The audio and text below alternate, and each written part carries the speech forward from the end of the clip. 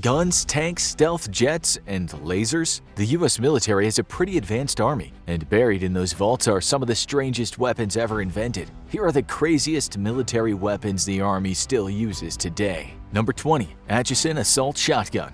Everyone knows the positives of a shotgun. They hit like a tank, complete with an earth-shattering sound. The cons? Very limited capacity. That makes it useful for scaring off a daughter's boyfriend or blowing the head off a zombie, but maybe not so much in combat. Military weapons require both accuracy, ease of use, and high capacity, not something shotguns are typically known for. Enter the Atchison. Also known as the Auto Assault 12, this gun is one of the only automatic combat shotguns ever created. It only needs the user to make a quick trigger pull to fire and can fire up to a whopping 300 shots a minute. While this model was designed in the 1980s and has largely fallen out of favor, future designs built on it and combat shotguns are still used today. Making them even more useful, the powerful recoil that comes with a shotgun, knocking many an unexpected user off their feet, is barely present here. It takes the power of a shotgun and combines it with the accuracy and use of a rifle. But sometimes the best way to survive combat is not to be seen. Number 19. Adaptive Camouflage. It's hard to get a convoy through enemy territory. One wrong move and you could come under attack from dozens of snipers, and staying under the radar is easier when you're not taking massive military vehicles with you.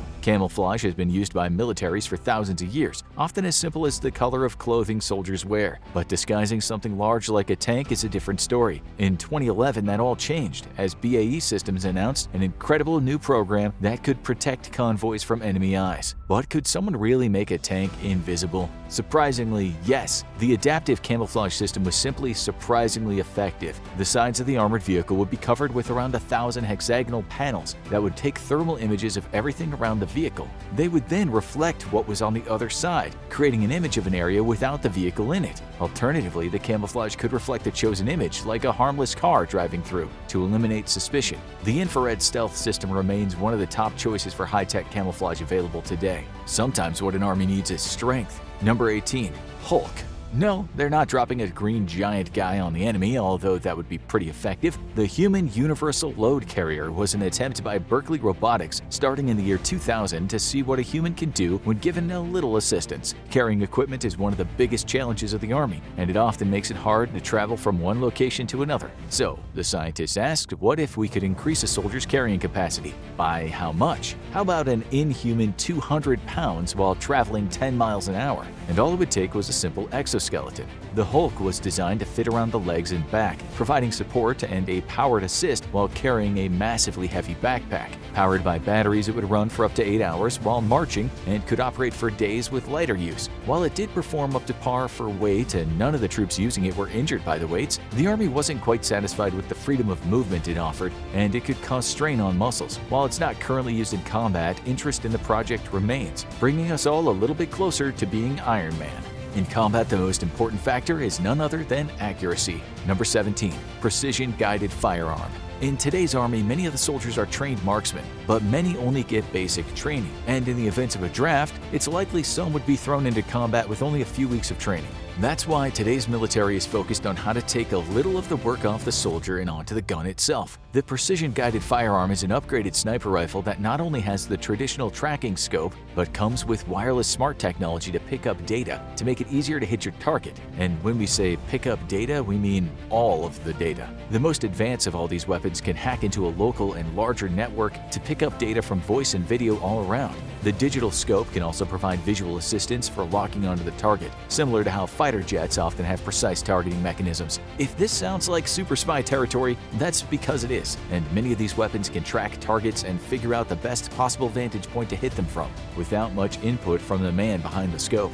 But what if it wasn't just the gun that was smart? Number 16. Smart bullets. Precision-guided munitions are not new. Missiles and torpedoes are often equipped with guiding mechanisms that can not only just lock onto targets, but change their trajectory if the target moves. In 2008, the Exacto program at DARPA switched their strategy from focusing solely on smart guns, developing bullets that can have the same abilities. The earliest model would illuminate the target with a laser designator, and the bullet would be keyed to follow that. It would be able to track targets up to a mile away and change position 30 times a second. But modern designs might be even more advanced. The research into smart bullets is ongoing, and Dr. Roland Barrett developed a model that would have 3 fiber optic eyes around it for tracking. Other designed bullets would be able to be controlled by radio waves or travel around corners automatically without needing to be fired from a curved barrel. These weapons are still in development, and the biggest roadblock in their way? Money. After all, most soldiers will only use one gun, but a lot of bullets, and making every one of them a smart bullet would involve a lot of technology. Maybe time to send those bullets through community college instead. Sometimes, though, you need non-lethal weapons. Number 15. Taser Shockwave. A stun gun can be a useful way to neutralize an enemy without killing or seriously hurting them, like when you need them coherent for interrogation. But that becomes a lot harder when the person is part of a large group of enemies, and they're all coming right at you. They're probably going to overwhelm you before you get the chance to fire the taser more than once, and that's if you don't run out of charge. But what if you could fire 10 tasers at one time? That's the question the mad scientists at the Taser Corporation decided to answer, and the resulting weapon was amazing, if not exactly practical. Meet the Taser Shockwave, a battery of stun guns attached to cables and loaded into a launcher. When triggered, the tasers shoot out and deliver powerful shocks to just about anyone they hit. It might look like a many-headed dragon, but it's effective at incapacitating attackers quickly and in large numbers, if it hits the target. Accuracy isn't really its strong suit, and in a combat situation, there's no guarantee it would hit its target. Taser continues to refine the weapon, and some think it might be more suited to crowd control than combat. And sometimes, you need weapons in the most unusual circumstances. Number 14. Heckler & Koch P11. You're on a submarine, and you get an alert. A saboteur is trying to sink you. You get into the water to engage, but there is just one problem. Your gun isn't equipped for firing underwater. Ordinary rounds lose range and accuracy when fired underwater. Fortunately, you're armed with the Heckler & Koch P11, one of the best underwater pistols ever developed. It's short and stubby, looking more like a checkout scanner than a gun, but it packs a punch. But the surface isn't the only thing that makes it different. The P11 only has 5 barrels as opposed to the usual 6. It fires steel darts rather than traditional bullets, but they can still tear through the enemy. And rather than being traditionally fired, it uses a battery pack in the grip. Also, don't use it recklessly. It can't be reloaded by users and has to be returned to the factory for more ammo. This isn't a weapon that's used too often unless we wind up fighting an army from the lost city of Atlantis, but its secrets are well kept. So well, in fact, its manufacturer won't comment on it. Sometimes the military goes small, and sometimes they go big. Number 13. Electromagnetic Laboratory Railgun. The U.S. Office of Naval Research is not a place you get into easily. This is where all the prototypes of the most advanced weapons in the military's stable can be found. But one of them has the potential to be one of the deadliest weapons ever created, taking an already powerful tool and supercharging it with modern technology. A railgun is a massive weapon that fires projectiles at rapid speed and would be one of the most powerful weapons in the U.S. arsenal without needing the equipment for traditional firing. So what is the secret of this massive prototype? Instead of chemicals designed to ignite explosions, this railgun would fire projectiles entirely using magnetic fields and electricity, and they would travel faster and hit harder than any bullet currently available, up to a whopping 5,600 miles per hour. This gives the railgun power associated with cruise missiles. It's currently in testing, and the military is optimistic about mounting it on ships soon enough. But to get there, they'll have to perfect the repeated fire capability, because for this gun, it's both quantity and quality, and that means a lot more tests. But what if the military didn't need to use humans at all? Number 12. The Fire Scout. When troops are in a pitched firefight and they see a helicopter from up above, it usually means one thing: backup is here. But the powerful defense contractor Northrop Grumman has given a new twist. The helicopter is here to provide support, but that doesn't mean there's anyone on board. The Fire Scout looks almost exactly like a standard military chopper, but you'll see a few differences. For one thing, it doesn't have windows, because there's no one inside to look out of them. The Fire Scout might be the most advanced drone ever created. It can take off and land independently, provide aerial fire support for ground troops, and has a top-of-the-line targeting system. While it's designed to be used in combat, it's also an effective surveillance tool. It was declared mission-capable in 2019 and took to the skies, although the Navy continues to develop and enhance it. This raises the question: if the smart machines are the wave of the future, which other heavy artillery could soon be roaming the battlefield without any soldiers on board? Naturally, we're about to find out. Number 11. The Black Knight. Tanks are the workhorse of the military. These treaded vehicles provide valuable shelter for soldiers, run over enemy lines, and are equipped with powerful guns. There's just one downside. If they take a hard hit, they can be hard to escape from in a hurry, which is why the mad geniuses of BAE Systems asked, What if we had a tank without the vulnerable people inside? Enter the Black Knight, a 12-ton tank designed as an unmanned ground combat vehicle. It looks like an ordinary tank on the surface, but much like the Fire Scout, looks can be deceiving. Let's just say you don't want to be in the way of this drone. It's armed with both a turret-mounted large gun and a coaxial machine gun, runs on traditional Caterpillar diesel engines, and its tractor treads make it ideal for off-road operations. It's operated by remote control, but also can use its computer system to make in-combat decisions, independently of operator input. While it's ideal for missions that are too dangerous to send soldiers into the field, its technology is still a work in progress as the military tries to perfect the wireless communication system. But many people in power think this is the remote tank that might be the wave of the future. The military has developed many non-lethal weapons, some with a devastating impact. Number 10. Phaser. It looks like a sci-fi laser gun, and it kinda acts like it too. The Phaser, officially titled the Personnel Halting and Stimulation Response Rifle, is a massive laser dazzler gun designed by the Air Force's Research Division. It doesn't fire a projectile, but can neutralize an entire field of enemies in seconds by unleashing a massive burst of light that can temporarily blind them. This is a low-intensity laser, which means that the victim should recover quickly, but it can leave an entire field of soldiers stumbling among each other and firing nowhere in particular. So why is this weapon not everywhere yet? It's not that the gun didn't work, it's that the military had to make sure it didn't work too well. Blinding weapons that can cause permanent damage are banned under a 1995 UN protocol, and using them is seen as a crime against humanity, so the military needed to make sure there were no lasting side effects. They also had to give it a really cool name, and someone in the design process was definitely a Star Trek fan. But unlike its namesake weapon, this one only has a stun setting. This next weapon might be the way out of some close quarters. Number 9. The Corner Shot. In the 1940s, the Nazi army debuted a new weapon, the Krumlauf, a rifle with a curved barrel that could shoot around corners. It was an innovative solution to a major combat problem, and it was a complete failure, with the bullets getting jammed and damaging the barrel after only a few shots. But over 50 years later, the design might have been perfected, ironically by an Israel weapons designer named Amos Golan. Designed in cooperation with American investors, the Corner Shot has become a key tool for modern militaries. But technology has marched on since the 1940s, and it shows. Unlike the failed version, this weapon doesn't try to shoot a bullet through a curved barrel. Instead, it mounts to a small pistol on the end of a larger weapon, allowing it to be aimed at the target that can be seen through a periscope lens. And it's not a high-powered weapon, but it's one that makes shooting targets from the safety of cover much easier. And in case you're looking for a little more firepower, it can be equipped with a 40mm grenade launcher that can send rounds flying in any direction you choose, without the risk of blowing up your own barrel. Sometimes it's not about the firepower you pack, but it's about what you see. Number 8. IVAS. Soldiers can be armed with the best weapons in the world, but in the fog of war, they're dependent on their own eyesight. If they're caught in smoke or in a snowstorm, their aim might be off, leading to missed targets or worse, friendly fire casualties. This gets even more dangerous when the enemy releases vision-clouding weapons, letting them get the drop on the soldiers, which is why teams in the United States Army are working on a unique new headset, one that will not just clear their vision, but plunge the soldiers into a new world. Are our soldiers ready for virtual reality? The Integrated Visual Augmentation System, or IVAS, is an augmented reality headset that eliminates visual fog and provides soldiers with a unique array of image options. This includes a thermal setting, so soldiers will be able to see hidden enemies. It also can filter out interference and let soldiers focus on what's important. The headset is in final testing, and the Army plans to use it both as a field tool and a training tool, with soldiers able to engage against virtual enemies in the headset. Maybe exclusive headset video games will soon make some pro gamers sign up for the service too. It's not the only field where the military is working on what sounds like science fiction.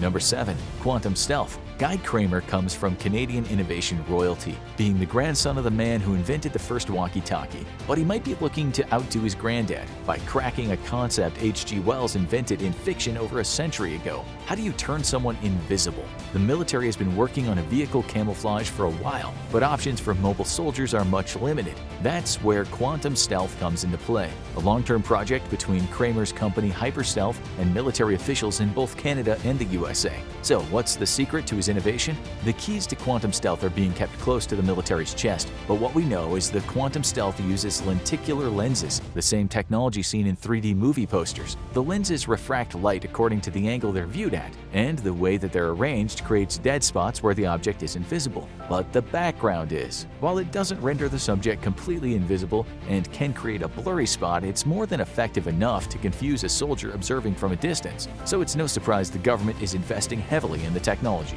but sometimes you need an earth-shattering kaboom.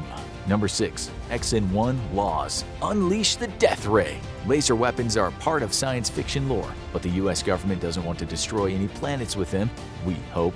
The advantage of lasers is that they use a simple powered device and don't rely on ammunition, so they can deliver more than one hit in quick succession. The XN1 Laws was developed by the US Navy and first deployed for field testing in 2014, and the USS Ponce was the lucky ship to get to fire it first. It uses an infrared beam launched from a laser array to hit flying and sea-based targets. So, how does it work? For one thing, it's highly energy efficient, needing only an energy pulse to fire and none of the equipment. It can also be adjusted for power, being useful for temporarily blinding enemies at the lowest level. But when it's dialed up to the maximum level of 30,000 watts, it can deliver a massive punch. Not only can it target motors and fry sensors, but it can detonate explosive material on an enemy boat before it reaches its target. It might not be able to blow up enemy battleships from afar, but it's the most effective laser weapon yet. And when it comes to non-lethal tech, sometimes things get weird. Number 5. LED Incapacitator.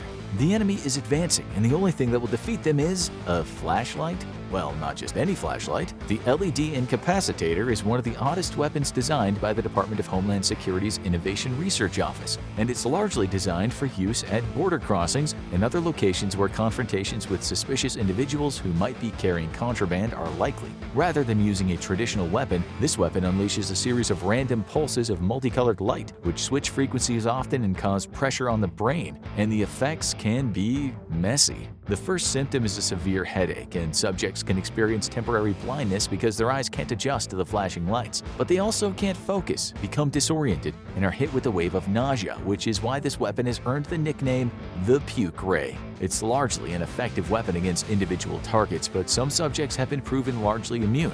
While it hasn't been deployed everywhere due to concerns over its effectiveness, the odds are it would at least be a useful distractor. But that's nothing compared to what this next non-lethal weapon does. Number 4. Active Denial System.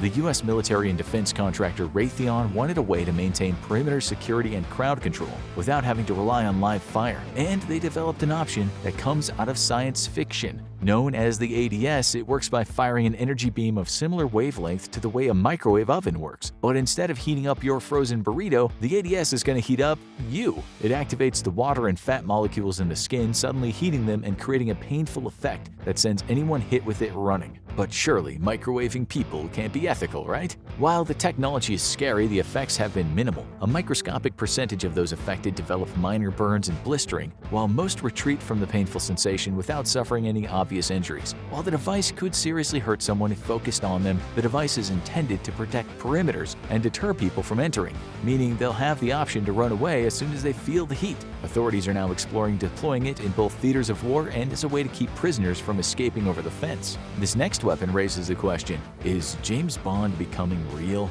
Number 3. The Armatix IP-1. This weapon doesn't look like much, it's just a standard handgun.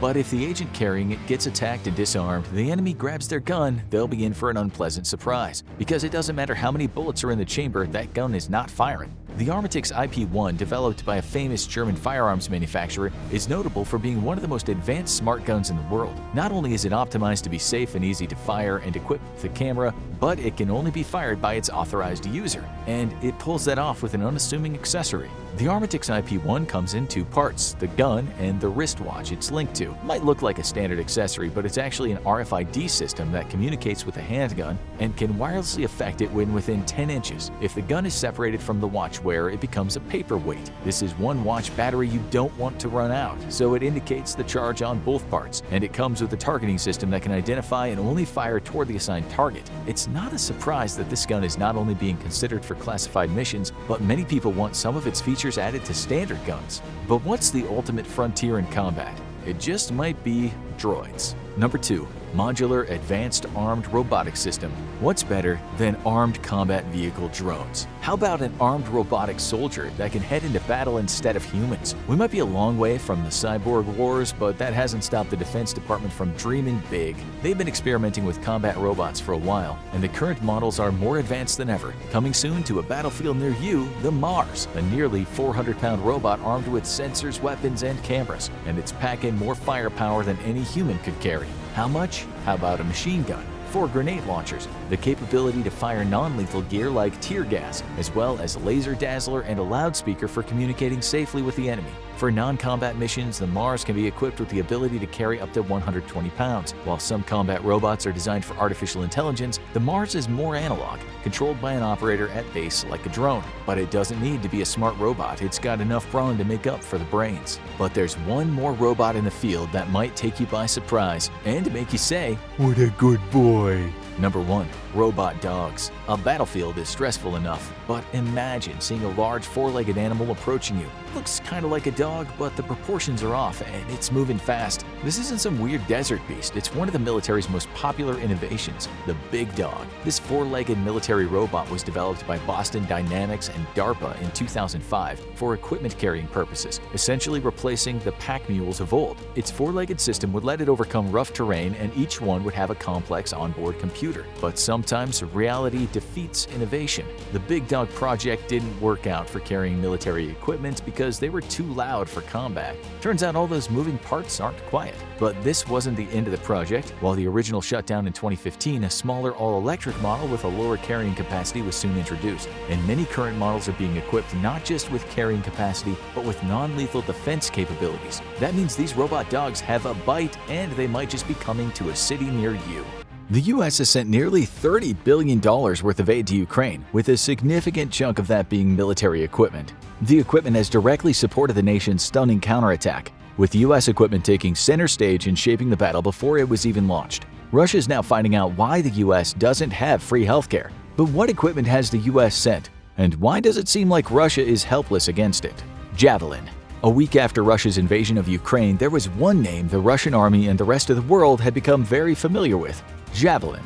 This premier American anti-tank system first entered service in 1996 when it replaced the M47 Dragon, and has proven absolutely lethal against Russian armor. This is the weapon U.S. infantry would have used themselves in a war with Russia, and its effectiveness is nothing short of terrifying. The weapon consists of 2 components, the launch tube assembly and the reusable command launch unit. The clue is the brains of the system, and features 4 times magnification at both day and night with its thermal sight. This system allows U.S. infantry to no longer be reliant on supporting heavy vehicles for target identification, and the clue can be used by itself even when no more missiles are available to provide infantry with a portable and very capable thermal sight. A 12 times magnification narrow field of view option allows gunners to effectively zoom in on a target and properly identify it. When the gunner is ready to fire, he switches to a Seeker FOV mode at 9 times magnification.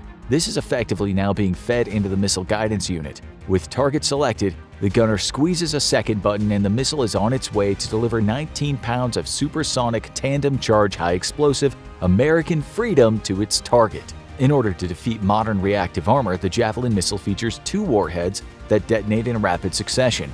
The first is a smaller charge, which is meant to blow away explosive reactive armor panels being fired up at the missile in an attempt to disrupt it. The second, shaped charge, creates a narrow stream of molten metal that penetrates through tank armor to deliver an extremely emotional event to the crew inside. When targeting armored vehicles, the Javelin switches to top attack mode, in which the missile fires straight up into the air and then comes down directly on the tank's thinner top armor. You've probably seen pictures of Russian tanks with what were termed cope cages. These metal cages were being welded onto Russian tanks at the start of the invasion to protect from anti-tank missiles, and in some cases could actually be effective. However, against modern anti-tank weapons, the cages were simply wasted labor, and as St. Javelin took a horrible toll on Russian tanks, the Russian Ministry of Defense quickly sought out a new solution. Nowadays, you're probably not seeing many of these cages on Russian tanks because A, most Russian tanks are now Ukrainian tanks, and B, they didn't work. So why are Javelins so effective against Russian armor? The truth is that modern anti-tank missiles of the quality being supplied to Ukraine are frankly terrifyingly effective. Even Western tanks would be hard put to defend themselves against them, which is why the US is gradually adding the trophy protection system to its own tanks. This anti-tank missile system fires explosive charges at incoming missiles that are more effective at disrupting the weapon than explosive reactive armor panels. However, the real reason why Javelins are pounding Russian armor into scrap metal is that Russia has very poor military doctrine and uses its tanks improperly. Tanks are not meant to operate on their own, but are rather meant to be directly supported by infantry. Supporting infantry forces are responsible for keeping enemy hunter-killer teams at bay. Yet, the Russian military has routinely shown that it does not operate armor and infantry together well at all. Often, Russian armor is simply left to fend for itself with predictable results. Kamikaze drones. Odds are you've now become familiar with the names Phoenix, Ghost, or Switchblade. Russian infantry is not only aware of the names but actively fears them. The Phoenix Ghost drone is a loitering munition developed under the U.S. military's Big Safari weapons program. This acquisitions program is meant to rapidly deliver new weapons to meet unexpected or evolving threats, allowing the U.S. military to quickly counter enemy capabilities using pre-existing technology rather than going through a whole development and testing cycle of new tech. To date, the U.S. has sent around 700 of these weapons to Ukraine, with a significant impact on the battlefield. The loitering munitions can hover over an area for 6 hours and conduct surveillance at both night and day thanks to its infrared sensors. Once a target has been detected, the drone kamikazes down onto its head with an explosive finale. The drone is great for taking out entrenched infantry or even lightly armored vehicles such as trucks. The Switchblade is the name most people are familiar with and has sort of stolen the Phoenix Ghost's thunder. The weapon was conceived by the U.S. Air Force Special Operations Command as a way of rapidly giving infantry a way to provide their own air support in Afghanistan. Traditional air support may not always be available or take time to respond. Plus, it can cause serious collateral damage. The Switchblade 300, however, can be carried by individual soldiers and used for both reconnaissance and attack, dropping down from above directly on an enemy's head. When the weapon was first sent to Afghanistan, it was on a test case basis and in limited numbers. In 2012, U.S. soldiers received 75 Switchblades to try them out in real-world conditions. The result of that test remains classified, but very shortly afterwards, the U.S. Army made a request that the weapon be immediately made available in far greater numbers. Insurgents soon feared it, and U.S. soldiers loved it. Soon after its debut in Afghanistan, the Switchblade was tested from the open bay of an Osprey transport, successfully tracking and impacting its target. This paved the way for a new development between Switchblade manufacturer AeroVironment and Kratos Defense and Security Solutions for a high-speed, long-range, unmanned combat air vehicle that could act as a mothership to a host of Switchblade drones. The UCV would be designed to rapidly deploy an overwhelming number of Switchblades in order to overcome enemy defenses. The U.S. has provided over 1,000 of both the anti-personnel and anti-armor version of the Switchblade drone, which Ukraine has used to devastating effectiveness. In response to the overwhelming success of the Switchblade, Russia has announced development of its own loitering munition, the LAOP 500, which it boasts twice as powerful as the Switchblade. Given the fact that Russia is bringing T-62s out of museums to fight in Ukraine, take that boast with a grain of salt. So, why can't Russia stop these American drones? The easiest answer is that Russia simply wasn't prepared for modern warfare. Despite its many pre-invasion boasts of being able to take on even the military forces of the U.S., Russia has proven it simply has no idea how to fight a modern war. It has failed to conduct large-scale combined arms operations and displayed time and again a complete disregard for electronic and signal security. The devastation delivered by Western-provided smart munitions proves that it fundamentally was unprepared for the consequences of a smart battlefield. The hard answer, however, is that nobody is really prepared for the loitering munition threat posed by modern drones. There's simply no way of providing adequate protection to infantry forces from loitering munitions, though the U.S. has been working on the problem for a few years now. Electronic warfare capabilities meant to disrupt drone signals or even shoot them down with electromagnetic pulse weapons are now being seen as integral to the very structure of the traditional American infantry platoon. So, the next time big, tough U.S. infantrymen go to war, expect to see Geek Squad fighting right alongside them, because without electronic warfare support, infantry is too vulnerable in future conflicts. Stinger. At the start of the war, Russian air forces operated in large numbers across the country.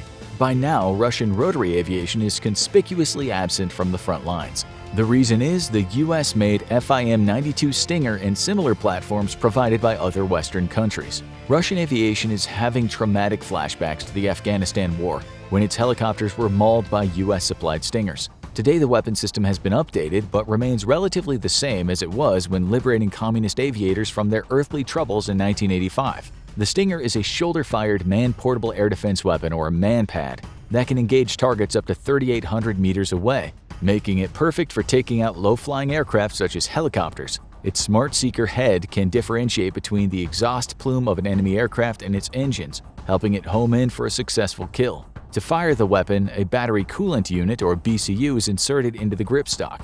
This delivers a supply of high-pressure argon gas, which cryogenically cools the seeker to operating temperature. This causes the seeker to be very sensitive to heat sources, thus allowing it to lock on to enemy vehicles with great precision. Once fired, a small ejection motor pops the missile clear of the operator and to a safe range, where the main rocket motor is activated, sending the missile on its way. The warhead is relatively small, only about 2.26 pounds of HTA-3 explosive, a mix of HMX, TNT, and aluminum powder. However, the weapon is designed to directly impact the vehicle's engines, which can be easily damaged or destroyed even with a small amount of explosives. So why is the Stinger once more violently reuniting Russian aircraft with the ground? Once more, it comes down to doctrine. Russian forces are doing a poor job of integrating air power with ground forces, leaving low-flying Russian aircraft at great threat from man-portable weapons. However, the real culprit is Russia's basic lack of precision targeting. Most of its ground attack aircraft lack targeting pods, meaning they have to come in low for any attack to have a large degree of precision.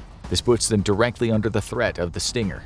HIMARS. We couldn't possibly do an episode on US weapons Russia's having a very bad day with and not mention the vaunted HIMARS system. This thing is not very impressive on paper. The High Mobility Artillery Rocket System is at first glance underpowered rocket artillery. Unlike its more capable cousin, the M270 MLRS, the HIMARS system has half the number of munitions available to it, 6 GMLRS rockets. It's basically just a truck with a single pod of missiles on its back, so why in the world has this weapon single-handedly changed the face of the Ukrainian war? In the early 1990s, the US Army was retooling itself from fighting World War III against the Soviet Union and its allies to the expected Bush wars of the future, which would feature low-intensity conflict. This meant the Army needed to slim down and start providing weapons that were mobile and flexible, something traditional rocket artillery is not. HIMARS was developed to meet the need of a light footprint force such as US paratroopers or a small contingent of overseas troops fighting a conflict requiring precision rather than overwhelming firepower.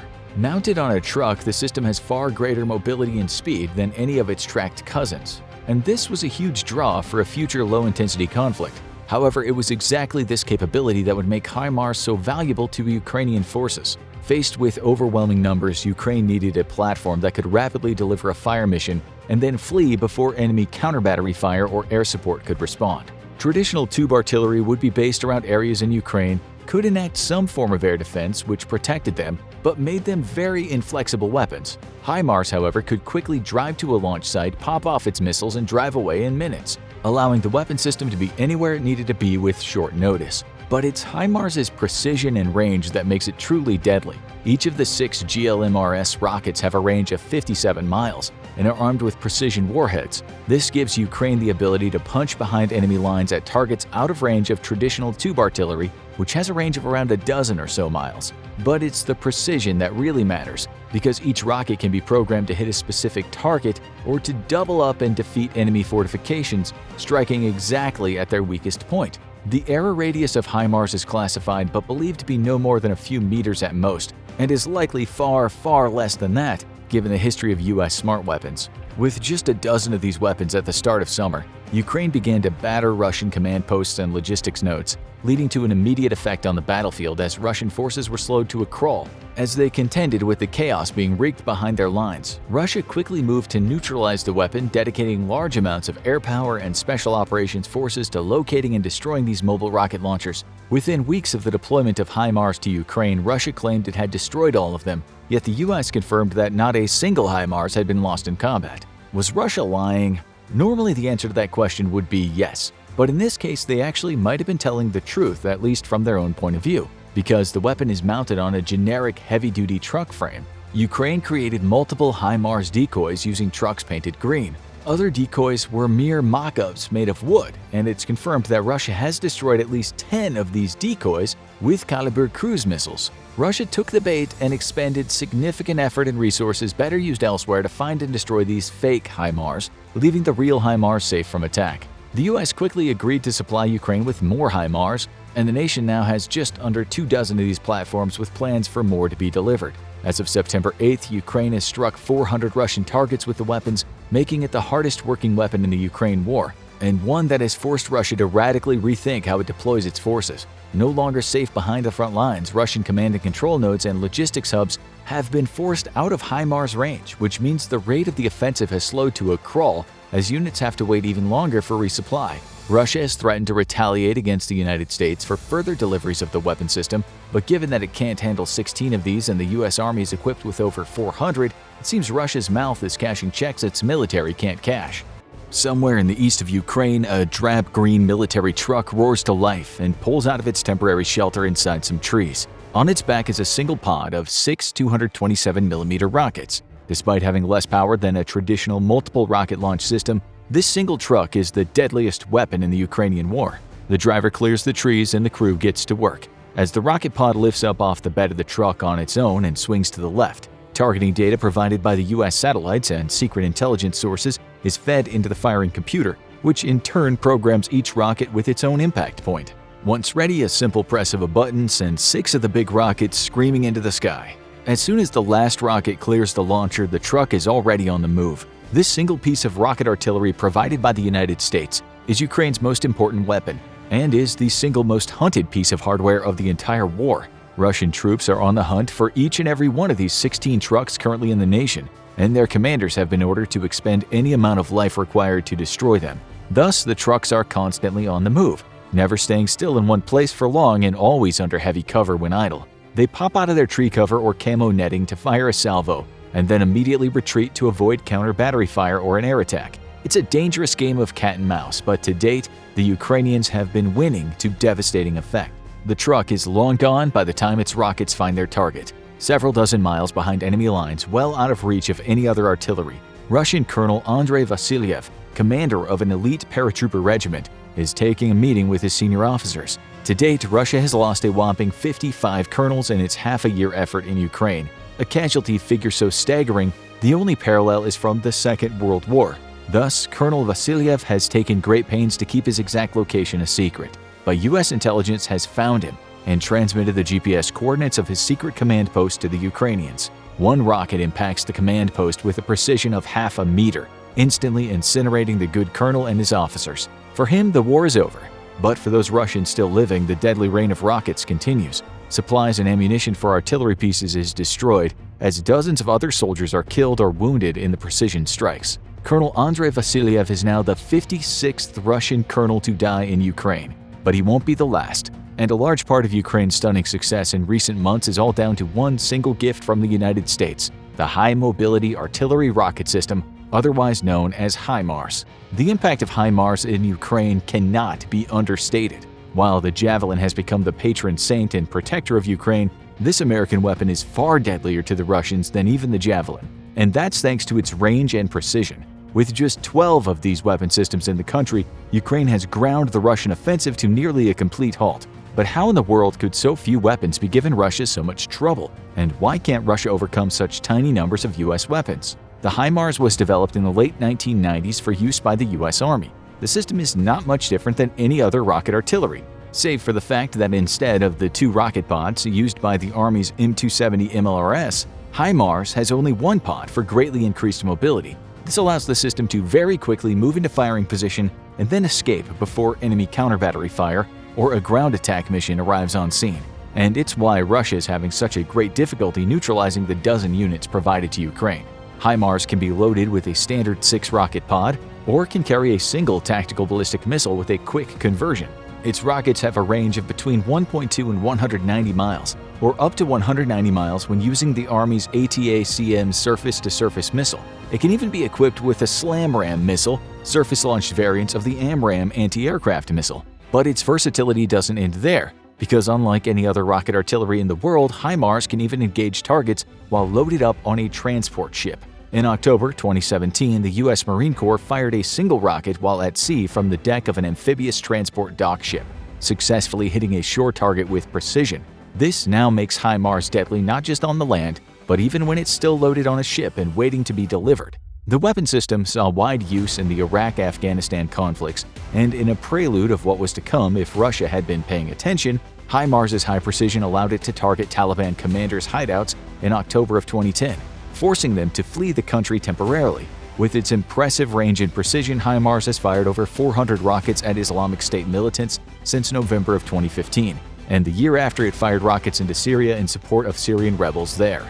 In January 2016, manufacturer Lockheed Martin announced that HIMARS had reached 1 million operational hours with U.S. forces, achieving an incredible 99% operational readiness rate. Compare that with strike fighter aircraft who have been loitering around 70% readiness rate for years, and you can see why HIMARS and its precision fire has become an incredibly important tool for the U.S. Army.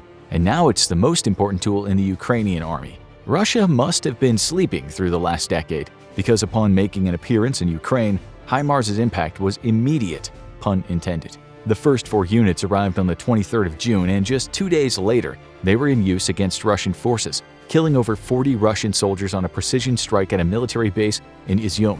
For the first time since the war began, Russian rear areas were under threat from Ukrainian weapons, and the fear this realization struck was palpable, especially as successful fire mission after successful fire mission took place. Within days of its opening salvo, the Russian military said that the US's ML-270 MLRS and M142 HIMARS were the most dangerous weapons in Ukraine, and that it was vital for Russian forces to destroy them at any cost. Yet, not all Russian officers were convinced, and it was believed that their air defense units, such as the S-300 and S-400 systems, would be able to knock the American rockets out of the sky. That, however, never happened, prompting the Russian government to launch an investigation into the manufacturer of the S-300 air defense system, just one of many ongoing investigations into failing or underperforming Russian weapons. For Russian air defense operators, HIMARS rockets fly too fast and too high for their systems to understand them as a threat. They have the flight trajectory of traditional artillery but with the speed of a fighter jet, and this can cause havoc when trying to identify a HIMARS attack. Russian software will need to be patched to begin targeting incoming rockets, a development which could take months to complete, if Russia can manage this feat given all their current difficulties. Any doubt amongst Russian officers as to the deadly efficacy of the HIMARS, however, was ended in the coming weeks, as Ukrainian bombardments targeted Russian command posts and supply depots, inflicting crippling casualties in Russia's command and control networks and destroying over 50 supply depots. On the 4th of July, Ukraine even honored the American Independence holiday with help from the Russians with a suspected HIMARS strike against a massive ammo depot. HIMARS has been so effective in countering Russian forces that Ukrainian commanders report that the Russian shelling is down tenfold after successful HIMARS strikes, sparing the lives of hundreds of Ukrainian soldiers. But how in the world could 12 weapons be turning the tide of the war in Ukraine? It has everything to do with precision. Russia has the largest amount of artillery in the world and has come to be called an artillery army, yet the vast majority of that artillery is completely unguided. It is fundamentally the same artillery that was in use since the Second World War. HIMARS, however, is a complete game-changer because it's smart while Russia's artillery is dumb, and it has greater range. With its extended range, HIMARS can hit targets well behind the front lines, putting areas normally considered safe from enemy attack at great risk. This means command posts, staging areas, supply depots, and even long-range air defense or ground attack systems, all juicy and very high-value targets that traditional artillery simply cannot reach. With command posts and supplies being forced to relocate further behind battle lines, Russian troops can't move or react as quickly as they once did, slowing down an offensive and limiting the Russian military's ability to exploit battlefield opportunities. Overextension becomes a very real problem and could lead to outright disaster. But the system's real strength comes from precision, because HIMARS can accomplish with one salvo what it takes traditional artillery dozens if not hundreds of rounds to do. And Ukraine is using that precision to great effect by targeting Russian supplies and command posts. This is a strategy in effect since the start of the war, with Ukraine devastating Russian logistics even to the point of ignoring targets such as artillery, troops, or tanks. After all, without fuel and ammo, an army can't fight. And Russian forces are discovering that they are having acute supply issues thanks to HIMARS destroying their supply hubs, greatly slowing the pace of their advance and even halting it in places. The use of just 12 HIMARS systems has helped open up a window for a Ukrainian counterattack in the south, which is expected to commence at the end of July, and will probably have started by the time you watch this episode. But precision is worthless if you don't know where the enemy's juiciest targets are, and this is largely where the US comes in. The United States has been feeding vast amounts of intelligence to Ukrainian forces since the start of the conflict, and the US is very good at sniffing out enemy VIPs and other high-priority targets. That's partly thanks to one of the largest intelligence apparatuses in the world, but also thanks to the Russians themselves, who have almost no concept of operational or communication security. A fundamental lack of encrypted radios has allowed Ukraine and the US to snoop on Russian communications and take appropriate action. US intelligence has led to over a dozen Russian generals earning an early and permanent retirement, And with HIMARS on the front lines, that list is only bound to grow. The US is committed to keeping Ukraine resupplied with rockets it needs to keep blasting Russian targets, and is even shipping additional HIMARS units over the next couple months. Ukraine has said that with 100 of these systems, it could push Russia out of its territory, and though we don't know how many the US will end up sending to Ukraine, we know that an additional 4 are already being planned for delivery. For its part, Russia has publicly downplayed the threat that HIMARS poses. Yet, the facts don't lie. Russian use of artillery is down significantly in areas where HIMARS is in play, as Russian artillerymen are forced to conserve ammunition, and destruction of the American weapon has become a top priority. Russia claims it has destroyed 4 of the units to date, a claim that both Ukraine and the Pentagon deny. Now we have news that the U.S. House of Representatives has approved a measure to provide $100 million in funding to train Ukrainian pilots in the use of American F-16s and F-15s. If the bill passes the Senate in September, then Ukrainian pilots could begin training as early as January of next year in U.S. planes. By next summer, Russia could have yet another headache on its hands, as it now faces modern American weapons both on the ground and in the sky. The real question is, though, with all its bluster about destroying NATO, how exactly does Russia plan to do that when it can't even handle a dozen U.S. HIMARS? With nearly 400 HIMARS units in service, other NATO members are now requesting the weapon system from the U.S., which is bad news bears for Vladimir Putin's dreams of Russian expansionism. It's the world's most technologically advanced military. It's also home to equipment almost 100 years old. These are some of the oldest weapons still in operation in the U.S. military. M2 Browning 50 caliber machine gun. It's been the United States' premier heavy machine gun for a whopping 89 years, and it's not looking to retire anytime soon. Designed in 1918 and adopted by the U.S. military in 1933, the M2 packs a formidable 50 caliber bullet, fired at a muzzle velocity of 890 meters per second. It has a maximum range of 7,400 meters and an effective range of 1,800 meters. This machine gun is powerful enough to punch through even some armored vehicles, and that's exactly what it was originally meant to do. At the end of World War I, more heavily armored planes were being put into the air, with the German Junkers JI sporting an armor that made traditional aircraft machine guns largely ineffective. General John J. Pershing, commander of the American Expeditionary Force, requested the Army Ordnance Department develop a heavier machine gun capable of punching through improved aircraft armor. His request was for a machine gun capable of firing a minimum 50 caliber round at a minimum muzzle velocity of 820 meters per second. John M. Browning began redesigning his .30-06 M1917 machine gun to be capable of firing a heavier round requested by General Pershing. On October 15, 1918, Browning's first prototype was tested, though it achieved a less than stellar performance with a firing rate of less than 500 rounds a minute and a muzzle velocity of only 700 meters per second. To make matters worse, the weapon was very heavy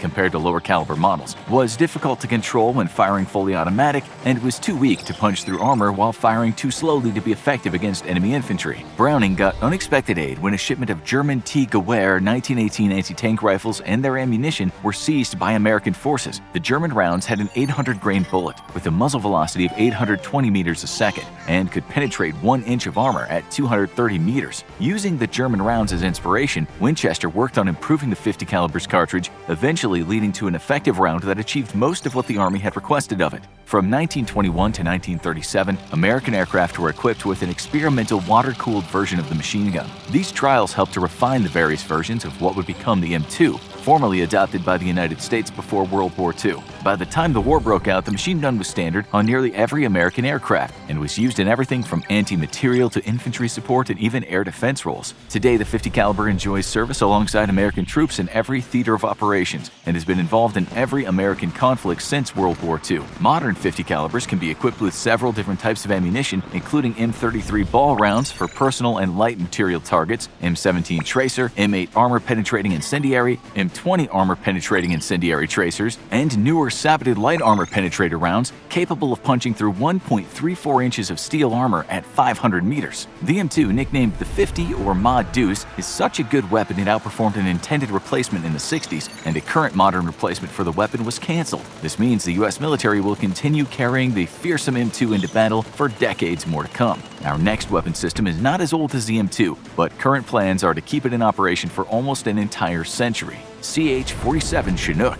It was a helicopter born of necessity. Caught up in a war waged across inhospitable jungles with few roads, the U.S. Army desperately needed a way to quickly supply fire bases spread across Vietnam. Most importantly, though, it needed to be able to supply those far-flung fire bases with heavy equipment such as artillery. But cutting a road through the thick jungle would take years, and even then, the unpredictable weather and enemy ambushes could make such a journey impossible. The United States invented air assault operations during Vietnam with its extensive fleet of helicopters, and quickly sought to do the same with logistical concerns. However, current helicopters in the U.S. inventory were simply not powerful enough to carry heavy howitzers. Fortuitously, though, a twin-rotor transport helicopter had already been in development since 1957 to replace the Sikorsky CH-37 Mojave. The resulting V-107 was deemed too heavy for assault operations but too light for transport missions. Thus, work was undertaken to develop a larger, beefier helicopter capable of heavy transport duty. In 1962, the CH-47 Chinook officially joined the inventory of the U.S. Armed Forces. Despite its massive size, the Chinook has an impressive speed of 200 miles per hour, and at the time was faster than any other utility or even attack helicopter. Today, the Chinook keeps that speed record, making it one of the fastest helicopters in the U.S. inventory. Throughout its lifetime, the airframe has received numerous upgrades to keep it up to date with new technology, but the core design remains largely unchanged. With two powerful rotors, the Chinook can carry up to 55 fully equipped combat troops or as much as 10 tons of cargo either inside or slung underneath it on cargo hooks. The helicopter would prove its worth through every U.S. conflict since Vietnam, but really shown during the war in Afghanistan. With its difficult and mountainous terrain, Afghanistan proved to be a challenge for the U.S. Army carrying out resupply and mobility operations, but the Chinook was easily able to navigate even the extreme heights of Afghanistan's mountains with ease. The Chinook continues going strong 60 years after being adopted into the U.S. inventory.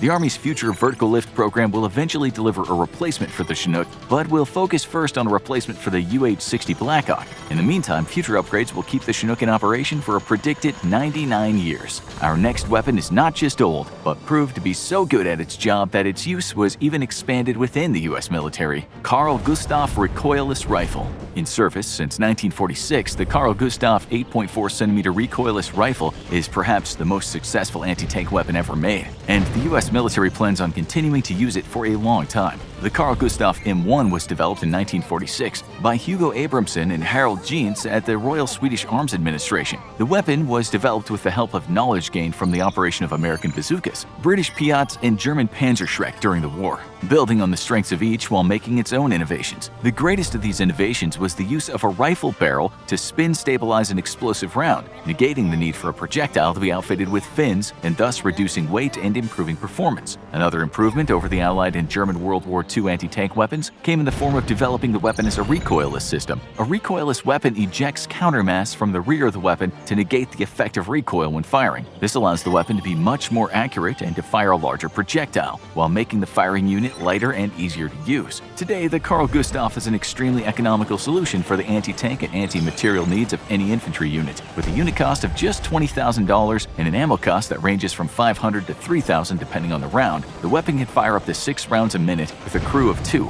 though it can be operated by just 1 soldier at a reduced rate of fire. It's also capable of accurately hitting moving vehicles at a range of up to 400 meters, stationary targets up to 500 meters, and can use high explosive rounds with a range of 1,000 meters, or rocket-boosted laser-guided ammunition at a range of up to a whopping 2,000 meters. The U.S. military initially only issued the weapon to Special Operations Forces, but it was so good at its job, it expanded the use of the Carl Gustaf to regular forces as well, with U.S. forces being engaged by RPGs at ranges up to 900 meters. No light weapon in the inventory of U.S. infantry could effectively counter this threat. Thus, the M3 multi-role anti-armor anti-tank weapon system variant of the Carl Gustaf quickly came into wide adoption. Along with wider adoption came an increased variety in ammunition, which quickly made the M3 a favorite of U.S. infantry. Today, the Carl Gustaf can fire high-explosive rounds, high-explosive anti-tank rounds, high-explosive anti-tank rocket-assisted rounds for increased range, high-explosive dual-purpose rounds for engaging enemy vehicles and structures, area defense rounds for engaging large numbers of enemy troops, anti-structure rounds for destroying enemy buildings, smoke rounds for creating a thick smoke screen, and illumination rounds for lighting up large swaths of grounds at night. The Carl Gustaf is so good at its job there is no planned replacement in the pipeline, and instead it continues to be upgraded with even more modern projectiles and electronics. Our next aircraft has been the workhorse of the American Air Force for 65 years and looks to continue that role for another 30.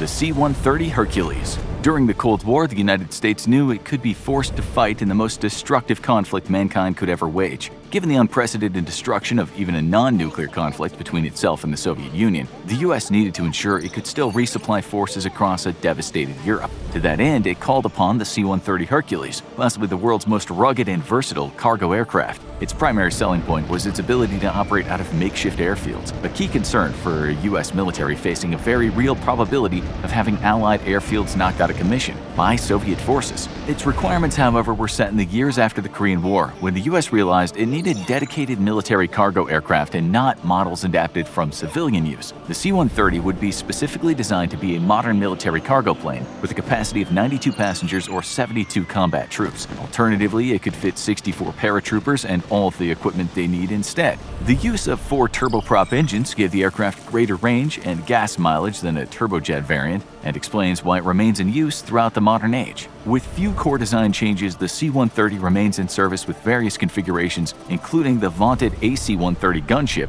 the modern C-130J Super Hercules, featuring improved avionics, new engines, new composite propellers, and other modern updates, ski-equipped variants for ice operations, and the tactical airlift and aerial refueling variant in use by the U.S. Marine Corps. Maritime patrol versions are in service with the U.S. Coast Guard, and a ruggedized version of the Hercules is used in the deployment and retrieval of special operations forces. The C-130 remains in service not just in the U.S. military, but in militaries around the world, and looks set to continue serving with its home nation until the U.S. Air Force completes its CX Next Generation Airlifter program. Our next entry in this list is not just one of the oldest surfing weapons in the U.S. inventory, but is scheduled to have a lifetime in excess of 100 years. The B-52 Stratofortress Strategic Bomber. It can level a small town all on its own, and it can fly a whopping 1/3 of the way around the Earth without refueling to do so. It's the United States' big stick, the B-52 Stratofortress. Its origins herald back to 1945, just 2 months after the end of World War II. The United States was already looking ahead to the next conflict.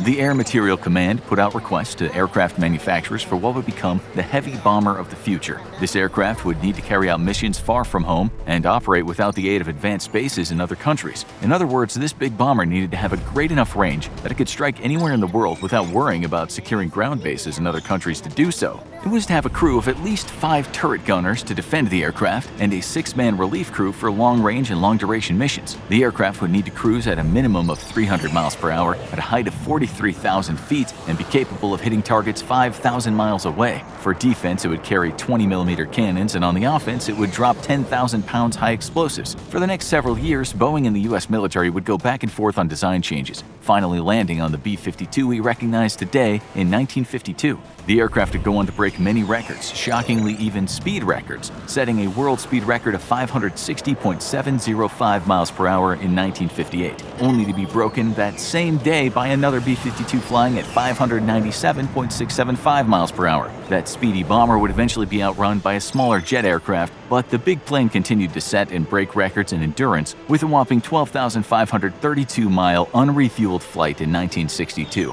With the support of aerial tankers, though, B-52s were able to circle the globe non-stop in just under 2 days. This incredible reach and endurance quickly earned the planes a nuclear mission, and to this day remains part of the U.S. nuclear triad. However, it's the conventional firepower that makes the B-52s the undisputed kings of the sky. With the ability to drop a whopping 70,000 pounds of explosives on any target around the world, modern upgrades to the fleet include new engines and wing structure replacements, electro-optical sensors, and infrared and advanced targeting pods. B-52s are now capable of such precise strikes that they were used commonly as close air support platforms for coalition forces in Iraq and Afghanistan, delivering overwhelming firepower with pinpoint accuracy. Originally meant to saturate a target with dumb gravity bombs, modern B-52s use a suite of onboard sensors to monitor a battlefield and deliver precision fire exactly where it's needed most. Laser-guided bombs can be guided to a target by a B-52 or Allied aircraft, or even by forces on the ground. GPS-guided munitions can be fired and forgotten by a loitering B-52, and the development of long-range standoff attack munitions can give the B-52 an incredible reach even in contested air environments by staying well out of the reach of enemy weapons and sensors. With even more upgrades to come, the American B-52 fleet is set to remain in operation for an estimated additional 50 years, with some estimates placing the B-52 total lifetime at 150 years. That means that by the year 2100, B-52s could still be flying as part of America's arsenal.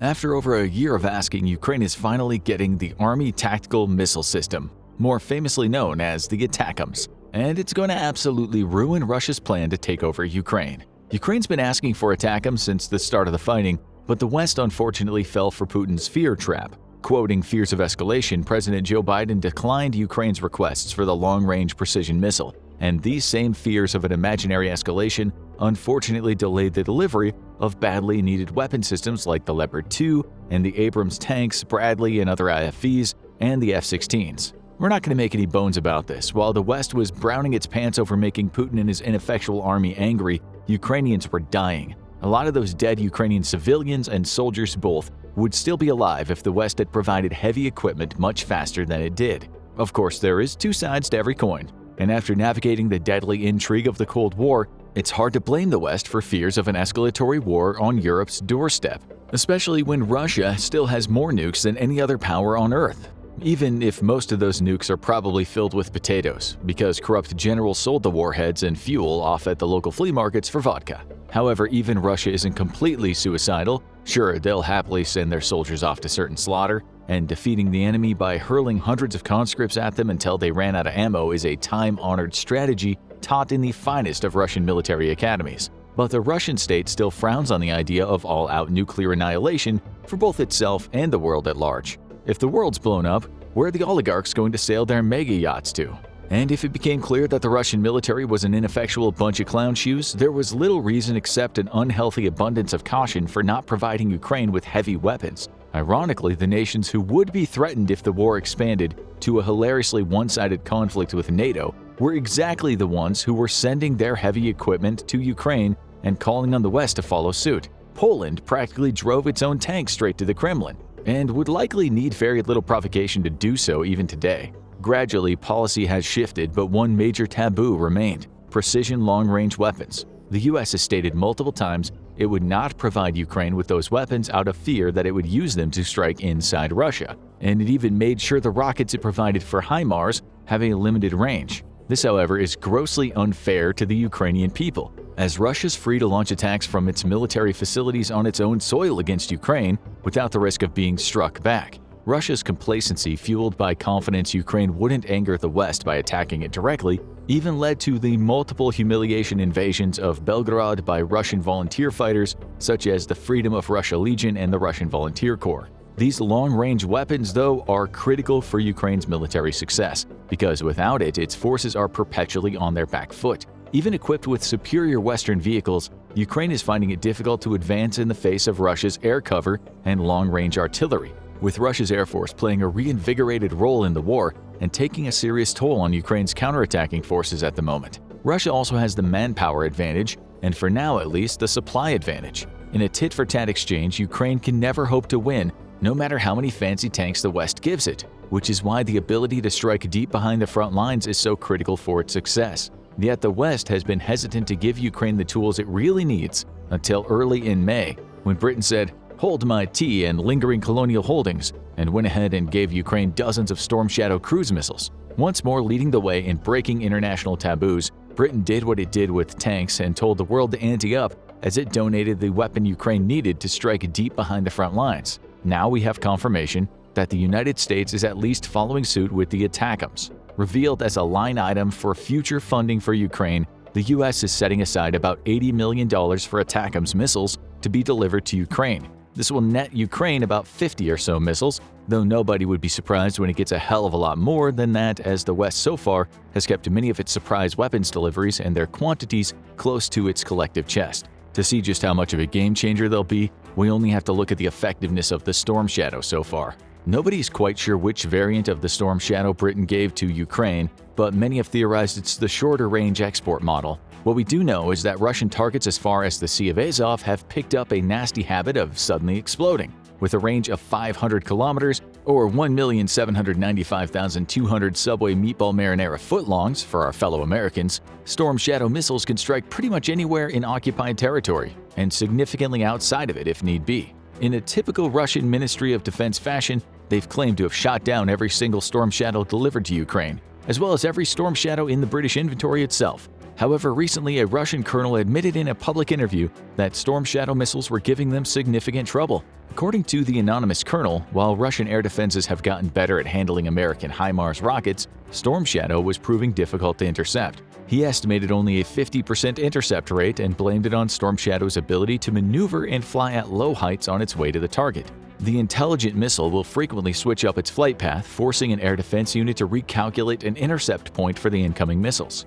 Soon, Storm Shadow will be joined by ATACMS. But what is this weapon exactly, and why does Russia fear it? ATACMS traces its heritage back to the late Cold War, as the US and its allies shifted to a brand new warfighting doctrine, air-land battle. This doctrine sought to achieve victory over the much larger in number Soviet bloc forces by attacking them with smaller, more maneuverable units, while launching strikes in the deep area with aircraft and missiles. Unlike their Western counterparts, Soviet bloc forces fielded large formations with strict top-down command structures that disincentivized individual initiative. Thus, the US sought to sever their command and control links either by attacks on the communication infrastructure or enemy command posts, or both, throwing entire formations into disarray. Attacks with smaller, more mobile ground forces from multiple directions would overwhelm local command and control, as troops sought direction from above rather than act on their own initiative. Maneuver warfare would thus win the day against much larger forces thrown into disarray. Air-land battle would achieve greater success than anyone ever envisioned when the US and its allies faced off against Saddam Hussein in Desert Storm. At the time, Iraq had one of the largest armies and air forces in the world, and many feared that this would be the start of a new world war. Instead, much more agile American forces routed large Iraqi formations, while aircraft and deep strike missiles disrupted Iraq's ability to command its troops or resupply them. However, during the Cold War, the US didn't have a tactical ballistic missile. In the late 70s, the West rejected the necessity of using tactical nuclear weapons to fight the Soviets in Europe, and thus the US began investing in the development of a long-range tactical ballistic missile with a conventional warhead. At the time, precision weapons were in their infancy and a long way away from lobbing bombs down air shafts like in Desert Storm. U.S. Army Missile Command sponsored the Simplified Inertial Guidance Demonstrator Program with the intent of fielding a conventional missile that could strike deep behind the front and at enemy reserves. Advancements in inertial guidance systems allowed for the creation of missiles that could have incredible accuracy, and DARPA began experimenting with this technology for a program it called Assault Breaker. This secret program attempted to develop a conventional missile with extremely high precision that could be used to engage mobile targets such as tanks and armored vehicle formations using cluster warheads. DARPA's Assault Breaker and the U.S. Air Force's conventional standoff weapons programs would be merged in 1981, leading to the creation of the Joint Tactical Missile System. However, in 1984, the Air Force balked at the idea of an air-launched ballistic missile, opting to develop cruise missiles instead. Thus, JTACMS was renamed Army Tactical Missile Systems. ATACMS would prove its worth during Desert Storm in 1991, with 32 of them fired from M270 MLRS batteries. A decade later, 450 ATACMS would be fired during Operation Iraqi Freedom, with a total of 560 ATACMS fired in anger over the missile's life. However, despite being a successful and battle-proven weapon, in 2007 the U.S. Army decided to terminate the entire program due to the cost of upkeep and procurement. At the time, the U.S. was focused on asymmetrical threats like terrorists and made the foolish mistake of believing that no nation in the future would ever wage war again, resolving their conflicts instead with friendly games of Twister. Rather than trash their stockpile, though, the Army began a service life extension program to keep the missiles ready for use. Propulsion and navigation systems were replaced, and cluster munition warheads were upgraded to have a blast fragmentation warhead equipped with a proximity fuse to achieve a similar effect. With international war back on the menu thanks to China and Russia, the Army realized it needed a replacement for the ATACMS, prompting the development of a brand new missile system. The aging of the U.S. ATACMS stockpile, as well as the cost of life extension programs, is likely one big reason why they're suddenly being donated to Ukraine. The British are doing the exact same thing with their Storm Shadow missiles, donating its older stock as it works to acquire a new and more modern missile to replace its own inventory. With ATACMS replacement in the pipeline, the U.S. faces two choices: trash them or let Ukraine drop them on invading Russian heads. However, there is another valid reason why the U.S. may have waited this long to provide ATACMS to Ukraine. Unlike Storm Shadow, ATACMS is a ballistic missile reaching a height of up to 50 kilometers, or 4,885.5 AR-15s for our fellow Americans, before plummeting down at Mach 3 on its target. While speed is good, having a ballistic trajectory is very easy to predict. This is the reason why Russia's Kinzhal hypersonic weapons have failed the test in Ukraine, as American Patriot batteries swat them out of the sky with ease. This means Russian air defenses should have a relatively easy time knocking these missiles out of the sky, at least when their own missiles aren't defecting to the Ukrainian side and blowing up their own troops.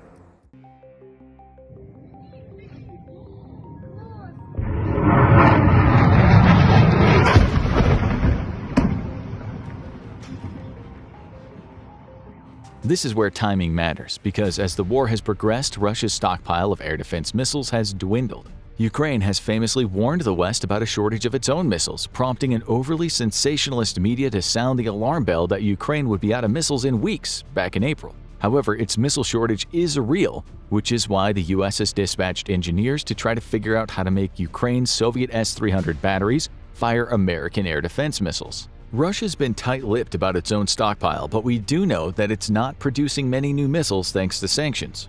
Famously, shortly after the start of the war, one plant manufacturing missiles for S-300 and S-400 batteries was forced to close down, with its workers given the option of taking a long-term unpaid vacation or signing a contract to fight on the front. The culprit was a critical shortage of microchips due to Western sanctions. While microchips are smuggled into the country, and China has been secretly supplying them, the huge markup and limited quantities make mass production of missiles impossible.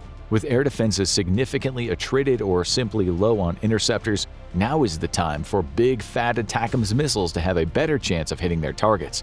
In fact, it's hard not to see the current donation of Storm Shadow missiles before ATACMS arrives early next year as a coordinated event.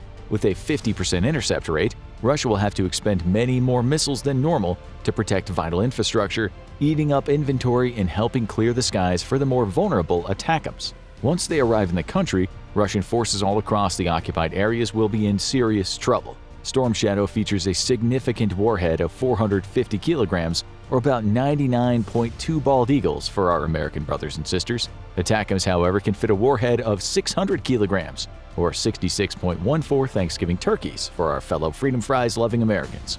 Being a rather hefty boy, though, ATACMS has a much shorter range, only about 300 kilometers, or about 50,641 Ford F-150 Supercabs for everyone who's ever landed on the moon.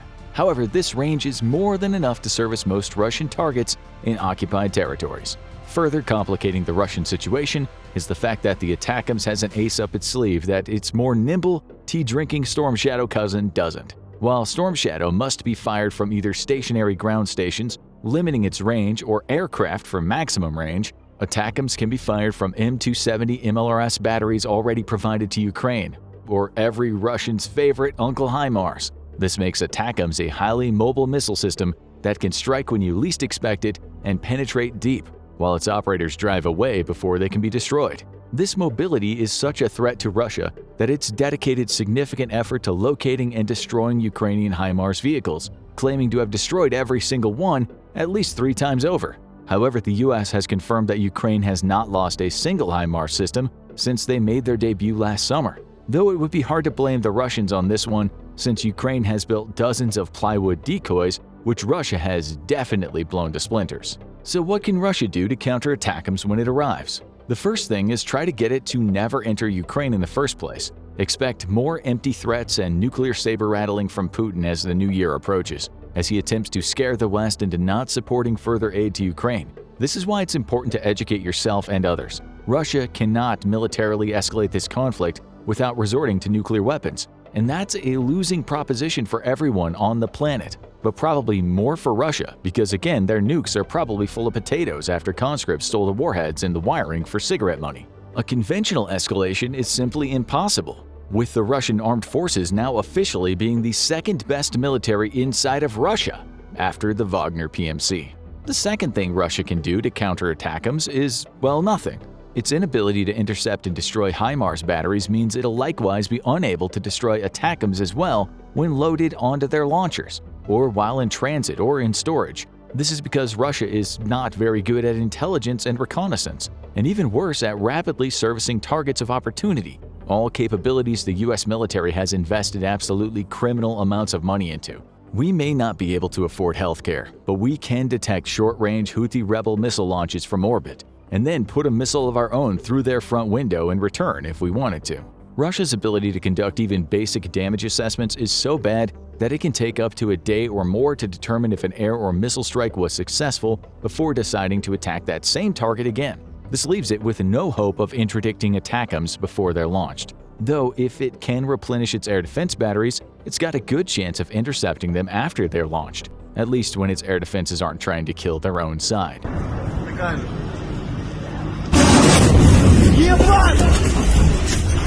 1982, the Moon. A small force of armored troop transports crawl along the lunar surface. The vehicles are limited to only 24 miles an hour at maximum. Any faster and the next bump could send the vehicle and its crew flying hundreds of feet in the reduced gravity. The lumbering APCs clear a crater and suddenly come into view of their objective, a Soviet lunar outpost on the dark side of the Moon. Immediately upon clearing the crater's rim, the APCs come under fire from Soviet laser cannons, but the American vehicles are coated in a highly reflective outer shell that reflects much of the incoming laser energy. The powerful defensive lasers eventually burn through the protective shell, but it's been built in layers, granting each vehicle a few minutes protection from the withering laser energy. The vehicles launch several dozen canisters into the air above the Soviet base. Laser fire incinerates many of the canisters, but 12 survive. Lofted in a high trajectory over the base, an explosive charge propels a shower of razor-sharp spikes down onto the moon base as the canister is knocked out into orbit by the force of the explosion. The rain of deadly missiles does nothing to penetrate the Soviet base itself, buried under a few feet of lunar soil. But for the Soviet troops and laser batteries caught out in the open, the attack is deadly. The small projectiles tear through the equipment and rip open men's suits, exposing them to the freezing vacuum of space. As the vehicles near the lunar outpost, though, it's time for payback. The first vehicle to hit a landmine disappears in a massive plume of dust. A second and then a third quickly follow. These aren't ordinary landmines, though. Here on the moon, high explosives are extremely rare. In the reduced lunar gravity, even a moderately sized explosion could send lethal debris into orbit, or raining down dozens of miles away, killing and destroying friendly forces and installations. Instead of a conventional explosive, these landmines are really nothing more than tiny rocket mortars. Attached to a stabilizing plate, the mines are triggered as a vehicle rolls over it, which activates the rocket mortar, which in turn drives the plate into the vehicle from below. With a sixth of the gravity of Earth, the small rocket mortar at the bottom of the plate has more than enough force to send an armored vehicle hundreds of feet upward. Since the mines rarely hit center mass, the vehicles are sent in wild parabolic trajectories that are inevitably lethal to the crews inside. One American APC takes a Soviet mine in the front half of its body, sending it 300 feet upwards in a trajectory that will see it smash into a crater wall at dozens of meters a second, over 3 miles away. Only half of the APCs make it through the minefield and laser fire, and the troops inside quickly disembark. Instead of traditional EVA suits, though, these men are wearing special spacesuits that are still technically in the prototype phase. Traditional EVA suits are filled with breathable gases and pressurized to something close to Earth normal, making each individual look like a miniature Stay Puft Marshmallow Man. This severely limits individual mobility and is a massive liability, as soldiers are vulnerable to punctures and tears that would depressurize their suits and compromise their air supply. Perhaps as frightening as losing one's air supply, though, is what would happen to the body in an unpressurized environment. As the pressure of the gases inside the body exceed exterior pressure, the body would begin to swell and expand, causing severe pain and possibly rupturing organs. Water inside the body would soon begin to boil, causing further disastrous consequences. To aid in mobility and prevent the dangers of decompression, each soldier is equipped with a skin-tight suit that maintains a healthy pressure environment for the body via mechanical pressure. The suits are custom-made for each individual, as a tiny deviation in manufacture would mean disastrous consequences for that soldier and take a long time to don and doff, but offer incredibly increased mobility and survivability over normal pressurized suits. They also allow the wearing of additional armor plating without too adversely affecting a soldier's mobility,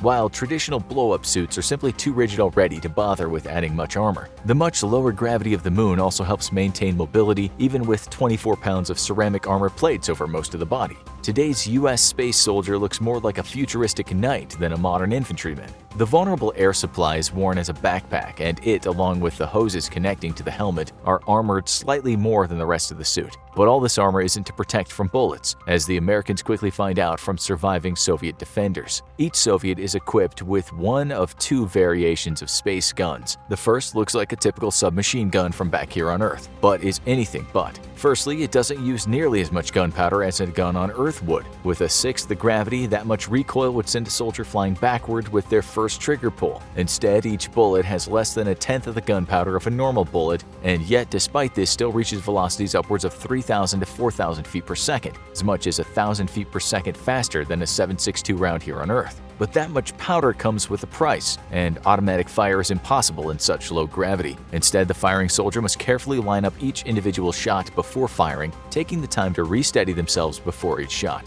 The gun is best for long-range engagements, and the Americans are rapidly closing the distance with their nimble combat suits. At closer range, the Soviets switched to a different weapon. This one also has a long barrel, but the magazines are actually attached directly to the sides of the barrel itself. The dual magazines need to be physically manipulated to push a long, razor-sharp dart into the chamber. Then a gas cartridge inserted into the butt of the weapon is activated with a firing trigger, causing it to propel the dart out of the weapon at several hundred feet a second. The weapon resembles a more modern version of a crossbow than a Buck Rogers space gun, but is deadly effective in the low-gravity and zero-atmosphere environment of the Moon, giving it incredible range and accuracy. Unlike on Earth, in space there's no atmospheric friction or other effects to act on a projectile, so space guns are incredibly accurate. The only thing limiting the accuracy of each weapon is the difficulty in taking a proper firing stance when bracing against the recoil and bringing the weapon's sights up to a shooter's eyes through the bulky spacesuit. But the Americans have their own answer to the lack of accuracy, and it's not just their much sleeker ergonomic spacesuits. As an American soldier vaults into a Soviet trench in the lunar gravity, he flips forward a strange tube mounted on his shoulder and presses a lever on the side. The shoulder-mounted weapon is, like most other space weapons, made out of plastic and various composites, as regular metal or wood would be impossible to operate on the Moon. For starters, the extreme temperatures ranging from 260 degrees Fahrenheit to negative 280 degrees wreak havoc on normal weapon materials, and the intense heating could cause ammunition to simply explode.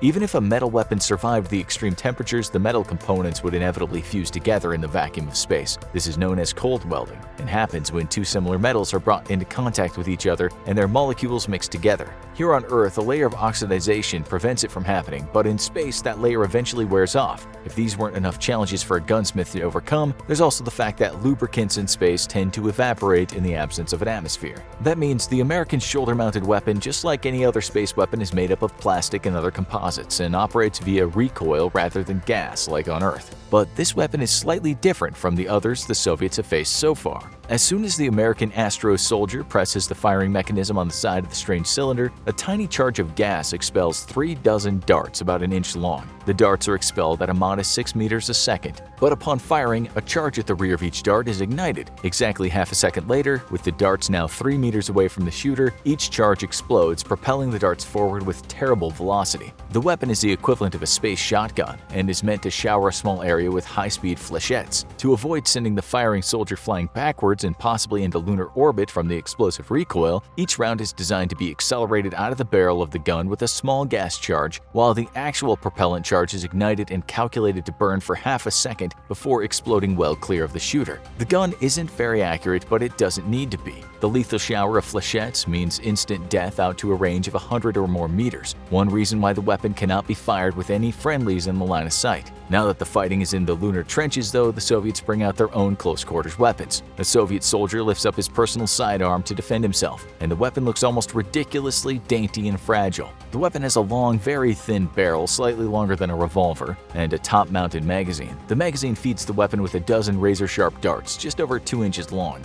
and these are propelled by a gas canister housed within the grip of the strange pistol itself. The gas-operated weapon suffers from the same recoil issues as any space gun, but its smaller size means the Soviet soldier is able to reacquire his target much faster. Even with just a modest blast of gas, the lack of atmospheric friction and low gravity means that each dart is still sped up to velocities similar to those of normal bullets back on Earth. Some of the weapons don't even use gas at all, but are operated by a spring which is cocked manually before each firing. Instead of darts, they fire ceramic pellets and reach the same speed and lethality as a .22 back here on Earth. In space, though, the best close-quarters weapon is the same as it's been back on Earth for 1,000 years. And as the fighting drags on, the fancy space guns are quickly discarded after running out of darts, pellets, or flechettes, or gas. Now the fighting is done hand-to-hand with razor-sharp knives made out of tough ceramic. But here on the Moon, even a tiny cut can be immediately lethal lethal. The American suits with their mechanical pressure are better able to handle punctures and tears, but first aid in a space environment is practically non-existent. If a wounded individual doesn't have their wound immediately and thoroughly sealed, it doesn't matter if the rest of their suit maintains integrity. The vacuum of space will draw out all liquids it can through the wound very rapidly, turning even a minor stab into a critical injury. At last, the fighting draws to a close. The American troops stand victorious. They've lost over half their numbers, but they have succeeded in eliminating the Soviet position and securing the lunar outpost. Any remaining troops left inside the outpost's buildings will either surrender or simply be left to asphyxiate as the outer shell of each building is purposefully breached and the atmosphere vented. But victory is short-lived, and suddenly on the horizon is the telltale plume of decelerating spacecraft. The Americans quickly rush to take up their own defensive positions. Soviet reinforcements are on the way. Thanks to low gravity, it's easy and fast to move troops around via pod-like craft that detach from an orbiting ship's main body. And with a low enough orbit, a ship can orbit the moon every 2.5 hours. That time frame can be shrunk even further for faster orbits and thus faster response. But it comes at the risk of flying at a lower, faster orbit and being more vulnerable to ground fire. Orbital mechanics are very much in the minds of the surviving American troops as they watch the deceleration plumes of the incoming drop pods, as calculating altitude and speed will not just let them know how long until they're once more under fire, but exactly where each drop pod will land. Maybe, just maybe, if they manage to ambush one or two of the incoming pods, they may have a chance of seeing home again and breathing in real air once more. How many nuclear weapons does the U.S. actually have? As of this year, estimates put the U.S. nuclear stockpile at around 5,500 total, with around 3,700 active nuclear warheads. 1,744 are currently deployed, 1,344 on ballistic missiles, 300 at various strategic bomber sites around the country, and a further 100 at air bases around Europe. Another 1,950 active warheads are stockpiled in silos as a sort of hedge in case of potential or military catastrophes. The United States thus possesses the second largest nuclear arsenal on Earth, falling slightly behind Russia's numbers. Together, these two countries make up roughly 90% of the estimated 12,700 nuclear weapons around the globe today. Yet, this is still a far lower total than in past decades. At the height of the Cold War, the U.S. alone maintained more than 10,000 active nuclear warheads as a deterrent against the Soviet Union. So, how and why did America build this massive arsenal of world-ending weapons? History of U.S. nuclear weapons. As the first country to develop nuclear weapons and the only one to use them in combat, the U.S. has played a significant role in the history of weapons of mass destruction. But this story of their development actually began in Berlin, Germany in 1938. There, scientists discovered nuclear fission, a reaction in which the nucleus of an atom is split, creating multiple lighter elements and releasing an incredible amount of energy.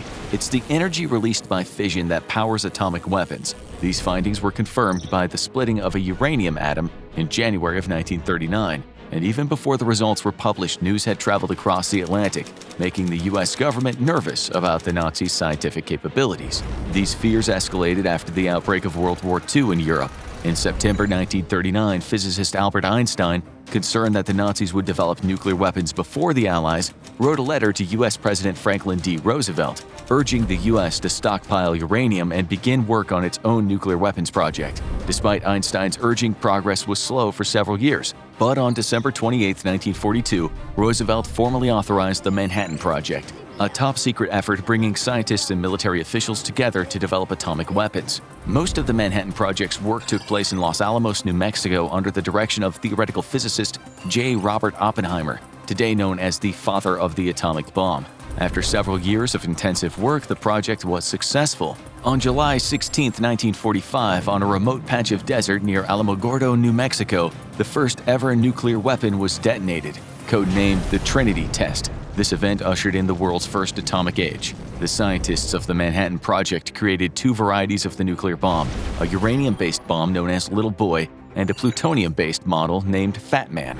While World War II in Europe had ended with Nazi Germany surrendering in May 1945, fighting continued between U.S. and Japanese forces in the Pacific. In July, President Harry Truman released the Potsdam Declaration, promising prompt and utter destruction for Japan if it did not surrender. Then, on August 6, 1945, the U.S. dropped its Little Boy bomb over the Japanese city of Hiroshima, exploding with 13 kilotons of force, equivalent to 13,000 tons of TNT. The bomb vaporized the 5 square miles around where it was detonated, killing over 80,000 people instantly. In the following weeks, thousands of Japanese citizens would die from radiation exposure. 3 days later, the second bomb, Fat Man, was dropped on the city of Nagasaki, killing over 40,000 on impact and again leveling much of the city. On August 15th, Japan's Emperor Hirohito announced the country's unconditional surrender, citing the power of a new and most cruel bomb. For a short time after World War II, the US remained the world's only nuclear power, but several years later, the Soviet Union was able to steal plans for a fission bomb, and on August 29, 1949, tested their first successful nuclear weapon. In response, the US began a program to develop advanced thermonuclear weapons, which use both fission and fusion to create an explosion hundreds or thousands of times more powerful than first-generation atomic bombs. This marked the beginning of the Cold War arms race, during which the US and Soviet Union would stockpile tens of thousands of these weapons, first as conventional bombs and later mounted on intercontinental ballistic missiles or ICBMs. These huge arsenals were seen as a deterrent against one another under the doctrine of so-called mutually assured destruction, or MAD. Despite the threat of mutual annihilation under MAD, the Cold War almost led to the use of nuclear weapons several times.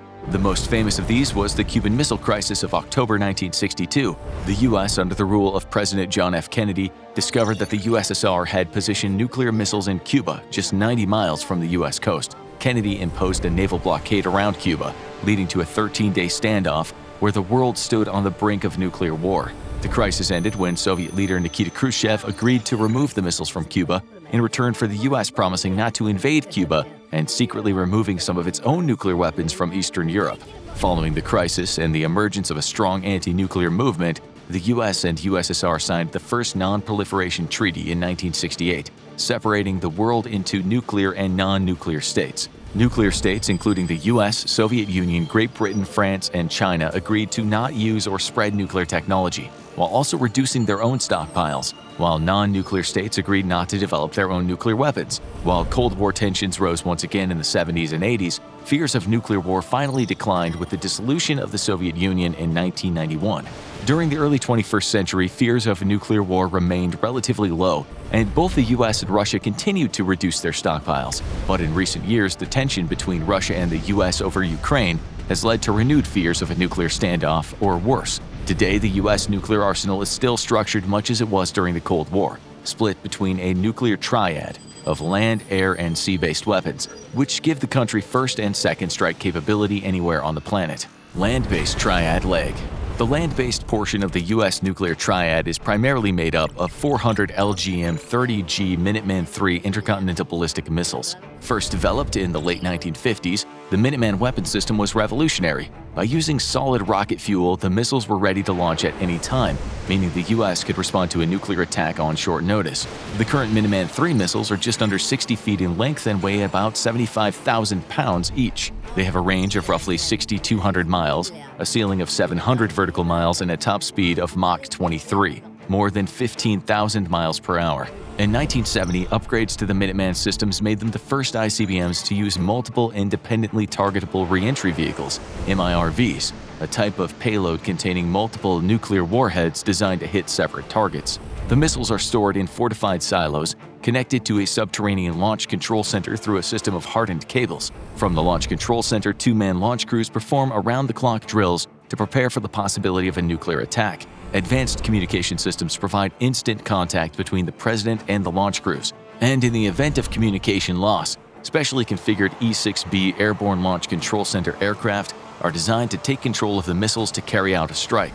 According to the Department of Defense, the current Minuteman III ICBMs are split between the 90th Missile Wing at F.E. Warren Air Force Base in Wyoming, the 341st Missile Wing at Malmstrom Air Force Base in Montana, and the 91st Missile Wing at Minot Air Force Base in North Dakota. Air-based triad leg.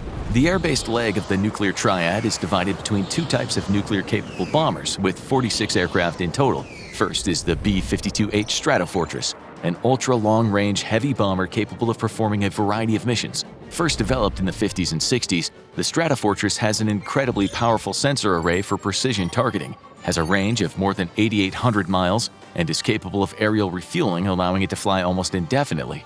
During maritime operations, two B-52s can monitor over 140,000 square miles of the ocean in 2 hours. Each bomber is able to carry nuclear weapons, up to 70,000 pounds of ordnance including gravity bombs, cluster bombs, precision-guided missiles, and joint direct attack munitions. The second bomber in the air-based triad is the B-2A Spirit, an ultra-high-altitude stealth bomber which can penetrate enemy air defenses. Developed in the late 1980s and utilized in Serbia, Afghanistan, and other conflicts, the Spirit's key advantage is its low observability, or stealth technology, which according to the DoD is derived from a combination of reduced infrared, acoustic, electromagnetic, and visual and radar signatures. This makes it extremely difficult for air defense systems to detect and engage a Spirit, allowing it to easily drop its 40,000 pounds of payload. The system is able to carry nuclear warheads and they have a range of 6,000 miles. As such, they can strike targets anywhere on Earth. Sea-based triad leg. Finally, the sea-based portion of the U.S. nuclear triad consists of 14 Ohio-class ballistic missile submarines, SSBNs, often known as boomers. These submarines serve as an undetectable launch platform for the missiles and are designed specifically for the delivery of nuclear warheads. Ohio-class subs are longer than 2 football fields and weigh over 18,000 tons apiece. Every Ohio SSBN can carry up to 20 submarine-launched Trident II ballistic missiles with a striking range of 4,000 miles, each containing up to 12 MIRVs. When fired, a Trident II re-enters the atmosphere at Mach 24 speeds and splits apart into multiple payloads of over 100 kilotons. Effectively, a full salvo from an Ohio-class submarine can unleash 192 nuclear warheads in under a minute, enough to level 24 cities at once. Due to this enormous payload capacity, the sea-based leg of the nuclear triad actually contains about 70% of the active U.S. nuclear arsenal. The main advantage of an Ohio-class sub as a nuclear deterrent is that they are nearly undetectable and can stay submerged for more than 70 days at a time. This makes them both a first and second strike weapon, which cannot be destroyed in retaliation, giving the U.S. a strategic edge in any potential nuclear war. From the days of World War II through the Cold War and to the present day, the U.S. nuclear arsenal has remained a powerful deterrent against enemies, but also a dangerous one, as the chance of nuclear war casts a long shadow over human civilization. There's a facility in Maryland, mostly used for housing military members and civilian workers, but in the past it was a testing ground, as people were exposed to some of the deadliest substances around. And the test subjects? American soldiers. It was the late 1940s and the United States and its allies were still sorting through the rubble after their victory in the Second World War. The two world wars had introduced a terrifying new element to warfare: chemical weapons that could incapacitate, disable, or even kill soldiers simply by releasing a spray or gas into the battlefield. While the use of these weapons had decreased in the Second World War due to treaties, the Nazis had continued developing the deadly tools of war, and the United States wanted to understand them and how to stop them. The government obtained the formulas for a trio of nerve gases developed by the Nazis, deadly chemical agents that could interrupt the flow of signals between the brain and the body. These could have long-term debilitating effects and were more dangerous than many other chemical weapons, which were primarily irritants or caused respiratory distress. The gases, named Tabun, Soman, and the soon-to-be notorious sarin, all had the potential to be fatal. At the Edgewood Chemical Biological Center, at the Aberdeen Proving Ground, the government started doing tests on the gases and how to prevent and treat their effects. But there would soon be a shocking twist to these early tests. It was only 1948 when the government first started involving human test subjects in their experiments. While it doesn't seem any test subjects were exposed deliberately to these deadly gases, technicians were exposed to trace amounts, and the government learned a lot from these accidents. While the amounts the employees were exposed to wasn't enough to be fatal, it was more than enough to cause psychological distress, and that gave the government a potentially risky idea. What if the weapons could be refined into something less deadly, but still powerful? Luther Wilson Green, the technical director of a specialized division at Edgewood, published a classified report in 1949 about the possibility of cyclochemical weapons, based partially on the experiments that showed the psychoactive effects of the nerve gases in small doses. Green argued that this weapon could change war forever. What if instead of creating deadlier weapons that would leave carnage in their wake, the U.S. developed chemical weapons that could cause mental incapacitation and end battles without a shot being fired? It wouldn't be long before the experiments took on new importance. Harvard anesthesiologist Henry K. Beecher was soon recruited to work on experiments at Camp King in Germany, working with many illegal drugs that could earn someone a hefty prison sentence for civilian use. Could LSD and mescaline have military implications? The government also interviewed former Nazi physicians to learn everything they could about these tools, and many in the military brass thought that these weapons could actually be more humane than bombs and other traditional weapons. But to find out, the government needed test subjects. It was 1948 when the government first authorized what would be known as the Edgewood Arsenal Human Experiments, a series of tests of chemical substances on human volunteers at their Aberdeen facilities. In total, they would experiment on around 8,000 people over close to 3 decades and test over 250 chemicals. Most would be mid-spectrum incapacitants, or drugs that cause a mental effect without much in the way of long-term physical consequences. For airborne gases, the government would use a wind tunnel to deliver the compound in a way similar to how it would be blown by the wind on the battlefield. Now the government just needed to get volunteers. While the use of human subjects in experiments on potential chemical weapons was controversial, the government tried to stay above board with how they conducted it. No enlisted men were ordered by their commanding officers to be parts of these experiments. Instead, the government conducted a series of recruitments at Army installations. The soldiers would be shown a short film and given some handouts to explain the experiment, and those who showed interest were given a medical and psychological screening. The Army wanted men who were healthy and able to withstand the effects of the compounds, but they also needed to be in the right frame of mind and know their limits. Men who were too enthusiastic and wanted to see how much they could handle were usually rejected, but those with an interest in science were prime recruits. It was surprisingly easy to get the men they needed. By the time the military had gone through 10 Army bases, they would often be given 400 to 600 applications. They would be winnowed down to no more than 100, and these soldiers would be brought to Edgewood, where they would serve 1 to 2 months as a test subject. There were perks for volunteering, a small allowance, free weekends, and only light duty while volunteering. But it still wasn't for the faint of heart, because these test subjects would be spending some very unpleasant hours being exposed to substances that could cause chaos in large amounts. So, what substances were tested? The government was particularly interested in the effects of popular drugs and if they could be weaponized. LSD, a psychoactive drug notorious for causing intense hallucinations and altered thoughts, was thought to be a potential way to send an opposing army into a panic. THC, one of the key components in marijuana, had no known lethal dose and was seen as a possible tool for slowing down enemy soldiers and reducing their aggression levels. The same goes for benzodiazepines, which lower brain activity and are commonly used to treat anxiety and insomnia. Making an entire army fall asleep would certainly be an effective tool in a war. But there was one drug that was considered of particular interest. BZ, also known as triquinylclidenol benzylate, is an odorless and stable powder that can survive a lot. Even being spread by hot munitions, it can dissolve in most subjects and has powerful effects, including a state of delirium. Subjects exposed became confused, started to hallucinate, and found it challenging to perform even basic tasks. It can also cause some uncomfortable and distracting physical effects, including temporary blindness, a high heart rate, overheating, dry mouth, and skin disorders. But can it kill? Unlike many other chemical weapons, it has a very high lethal dose, with people needing to ingest around 450 milligrams to die from it. Although testing is inconclusive, this makes it very different from other powerful chemical weapons which could wipe out an army or kill a scientist with a minor spill. BZ had the potential to change the face of warfare, letting armies win battles by rendering the opposite side mad as a hatter, red as a beet, dry as a bone, and blind as a bat, as a famous mnemonic put it. But this wasn't a drug invented for combat. BZ had actually been developed by a Swiss pharmaceutical company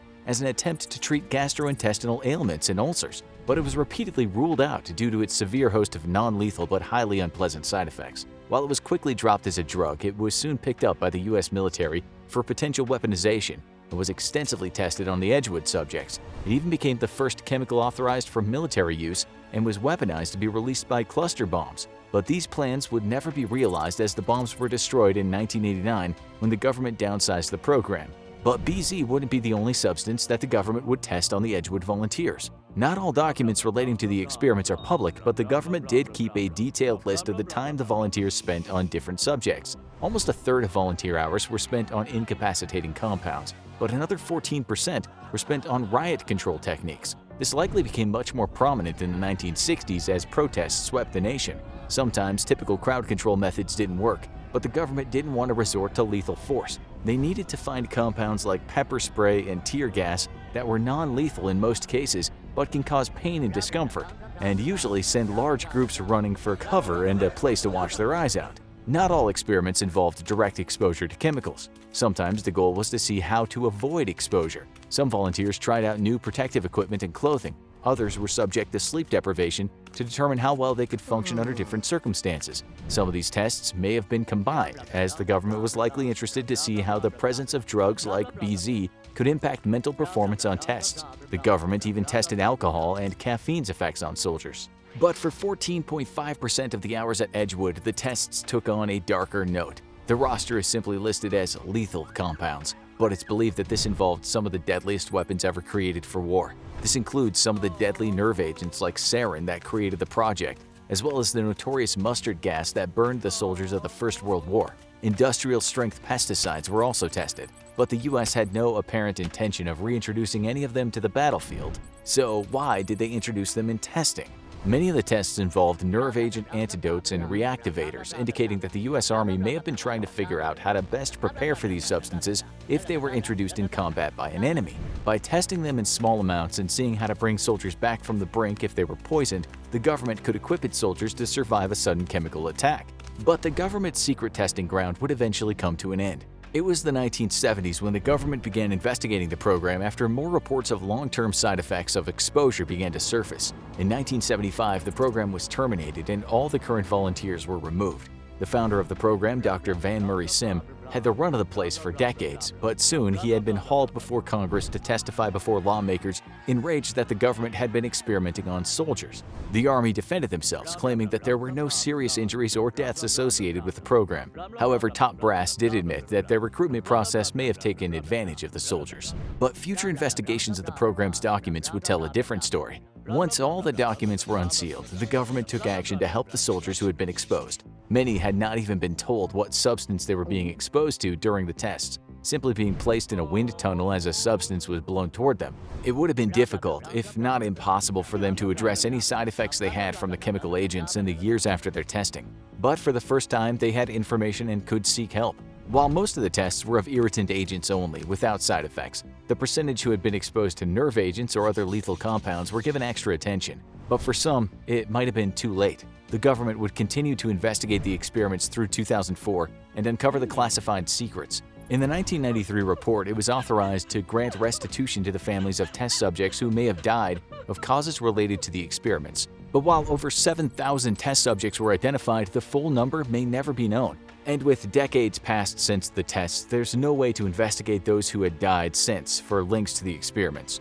But debates continue over the program's legacy. In the 90s, lawsuits were filed over the program by veterans' rights organizations, but they were initially dismissed. In 2013, a judge ordered the government to provide the test subjects with all information related to their well-being, but denied other claims of liability against the government. Psychiatrist Colonel James Ketchum, who worked with many of the subjects, denied most of the claims against the government, saying that any who died during the test periods likely died of unrelated causes. Ketchum claimed that Edgewood was probably the safest military location in the world to spend 2 months. But for the soldiers staring into the wind tunnel as the unknown and potentially deadly came toward them, they might have had a different perspective.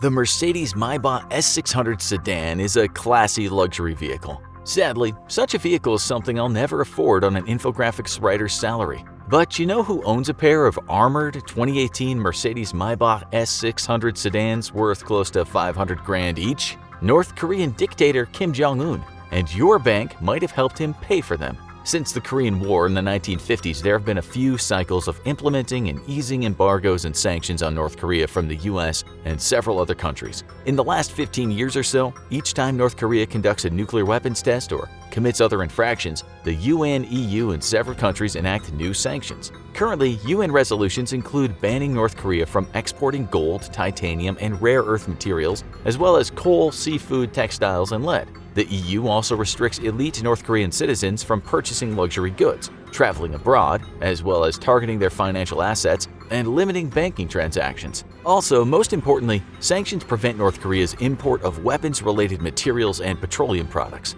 But it's a cat-and-mouse game. North Korea is constantly attempting to find ways around sanctions, especially in regards to being able to build weapons. Kim Jong-un rules through fear and repression. He's extremely dependent on North Korea's nuclear program to showcase the military might of the country, not only to promote North Korea and intimidate other countries, but to maintain fear and patriotism in the hearts of his citizens. So how does North Korea funnel large sums of money into the weapons program? Are banks and other countries complicit in these schemes? New evidence reveals shocking ways North Korea funds its nuclear programs, your bank could be involved. In the spring of 2020, the U.S. Justice Department pursued the agency's largest sanctions violation case ever. They indicted 28 North Korean and 5 Chinese citizens, alleging that they were behind an international money laundering enterprise. The clandestine web of fraud enabled over $2.5 billion in illegal payments from North Korea's nuclear weapons and missile program in violation of U.S. sanctions. Apparently, the 33 dependents operated out of several countries, including Russia, China, Thailand, Libya, Austria, and Kuwait, running covert bank branches and more than 250 front companies to mask transactions and ultimately transfer funds to the Foreign Trade Bank, or FTB, North Korea's primary financial institution. The convoluted scheme had been running since 2013, when the U.S. Treasury Department Office of Foreign Assets Control sanctioned and blacklisted FTB from the U.S. financial system in an effort to directly limit North Korea's weapons building. Each covert branch or front company operated differently, depending on which country they were established in. The Justice Department is still untangling how some of the fraud maneuvers worked. So far, they've seized more than $63 million in laundered funds. Foreign financial institutions often maintain accounts in U.S. correspondent banks. Basically, correspondent banks support international wire transfers for foreign customers in currency that the foreign customer's local bank normally does not hold on reserve, such as U.S. dollars. This allows foreign entities to receive deposits, make payments or disbursements, and other transactions. FTB was blocked from using U.S. correspondent banks directly and indirectly. However, the secret banks and dummy companies hid the fact that the money originated from FTB. Therefore, correspondent banks processed payments they should have rejected. Front companies worth hundreds of thousands of dollars also made payments to U.S. companies with money that originated with the FTB. In addition to hiding the origins of money, North Korea had bypassed financial sanctions through offshore accounts, cryptocurrency hacks, and ransomware attacks. So in a real-world example, a North Korean hacker steals a couple million in bitcoins. The stolen bitcoin are sent through peel chains or long chains of automated transfers to new addresses, with small bits and pieces of currency slowly peeled from the whole and sent to exchanges. Because the amount of sent bitcoin is small and comes from new or different accounts each time, the transactions don't trigger safeguards in place at the exchange, and the small bitcoin amounts are converted into hard currency. The hard currency ends up in the hands of a covert FTB branch, who obscures the money origins further and hands off the money to a correspondent bank. Via the correspondent bank, FTB is able to further transfer the money or use the laundered money to purchase legitimate goods or services. Remember Kim Jong-un's My Box? A private buyer backed by a front company or correspondent bank account might purchase the luxury goods, oil, or weapons materials. The purchased cargo is then shipped through a variety of freight forwarding companies in several different countries. Sooner or later, most likely the cargo ends up on a merchant ship flying a flag of convenience, sailing in the Western Pacific. Often these ships have complicated or shady records which obscure ownership and origination of the vessel, which can cause jurisdiction problems if the ship is stopped. Mysteriously, the merchant ship turns off its transponder and can't be tracked for days, if not weeks, at sea. After delivering its cargo to a North Korean port and returning to the sea, the merchant ship transponder suddenly begins working again. Often, money laundering and the import of sanctioned goods by North Korea is able to happen because of complicit institutions or officials who, in the pursuit of making money, choose not to look too closely at the paperwork crossing their desks. This has been an ongoing issue with some South Korean and Chinese institutions. The spring bust by the U.S. Justice Department is only a drop in the bucket and has at least temporarily closed some loopholes for North Korea. Most likely, the majority of the defendants charged will never go to trial, as they have returned to North Korea or reside in other places where their chances of being extradited to the U.S. are low. Some U.S. officials believe that the best way to stop North Korea laundering money is to hit colluding institutions with millions in civil penalties or serious indictments. However, it's a delicate issue, and enacting an enormous penalty could damage U.S. relations with China and other countries. As long as North Korea is able to keep laundering money and funding its nuclear program, Kim Jong-un will proceed with missile testing. The U.S. Justice Department bust is only the tip of the iceberg. Will we be able to shut down North Korea's nuclear program before it's too late? It's 3 a.m. somewhere in the Pacific, and an American carrier strike group is under attack. Enemy attack submarines have penetrated the outermost defensive layer, but aren't within striking range yet. The group's 2 accompanying attack subs and the carrier's anti-submarine warfare aircraft are busy pinpointing and destroying the small fleet of enemy subs. It's easy work. The Chinese subs are loud and not nearly as sophisticated as the Americans, but there's a lot of them. And to make matters worse, they're carrying a brand new type of weapon. The Chinese subs finally get within weapons range and with a loud rush of bubbles, discharge several surface attack missiles, each from their torpedo tubes. The noise alerts the Americans to their precise location, but that doesn't matter anymore, as the Chinese subs quickly cut and run after launching their deadly payloads. Moments later, the torpedo tube-launched surface attack missiles pop to the surface where their rocket motors fire, sending them screaming up into the sky. In seconds, they're already hitting several thousand feet in altitude. Inside the Combat Information Center of the two defensive American Aegis cruisers, the Tactical Action Officer Air calls out the missile attack. 18 Vipers are in the air and headed for the battle group. The battle link that electronically connects the entire battle group together works to immediately train all available air defenses on the incoming missiles. The Chinese missiles have risen to about 10,000 feet, then activated their onboard radars to locate the American fleet. Aligning themselves with the battle group, the missiles immediately dive down to just 50 feet of the breaking waves. Now they fired their engines in full burn, hitting an incredible 11,000 miles per hour, or Mach 14.5. Over 100 miles away, the incoming Vipers will reach the battle group in less than 10 seconds. The Aegis battle system sends out powerful pulses of radar to track each incoming Viper, then activates a second, higher precision radar to provide fine-tuned precision guidance to a salvo of interceptors. Acquisition and firing takes up to 5 seconds, leaving only 4 seconds to intercept each incoming missile. But there's a problem. The Chinese missiles are so fast that they're building up a layer of superheated plasma around the front of the missile body, scrambling incoming radar waves. The American Aegis system can't get an accurate lock, and the intercepting missiles are largely ineffective. Out of 18 incoming Vipers, 16 of them survive, and there's no time for a second intercept. The battle group's Sea-Whiz weapons have already been trained on the incoming threat and begun firing tungsten rounds at thousands of rounds a second, but the radar-mounted guns are having the same problem that the Aegis system had. The plasma around each missile is making it almost impossible to get an accurate radar lock. 2 more missiles are destroyed, 14 remain.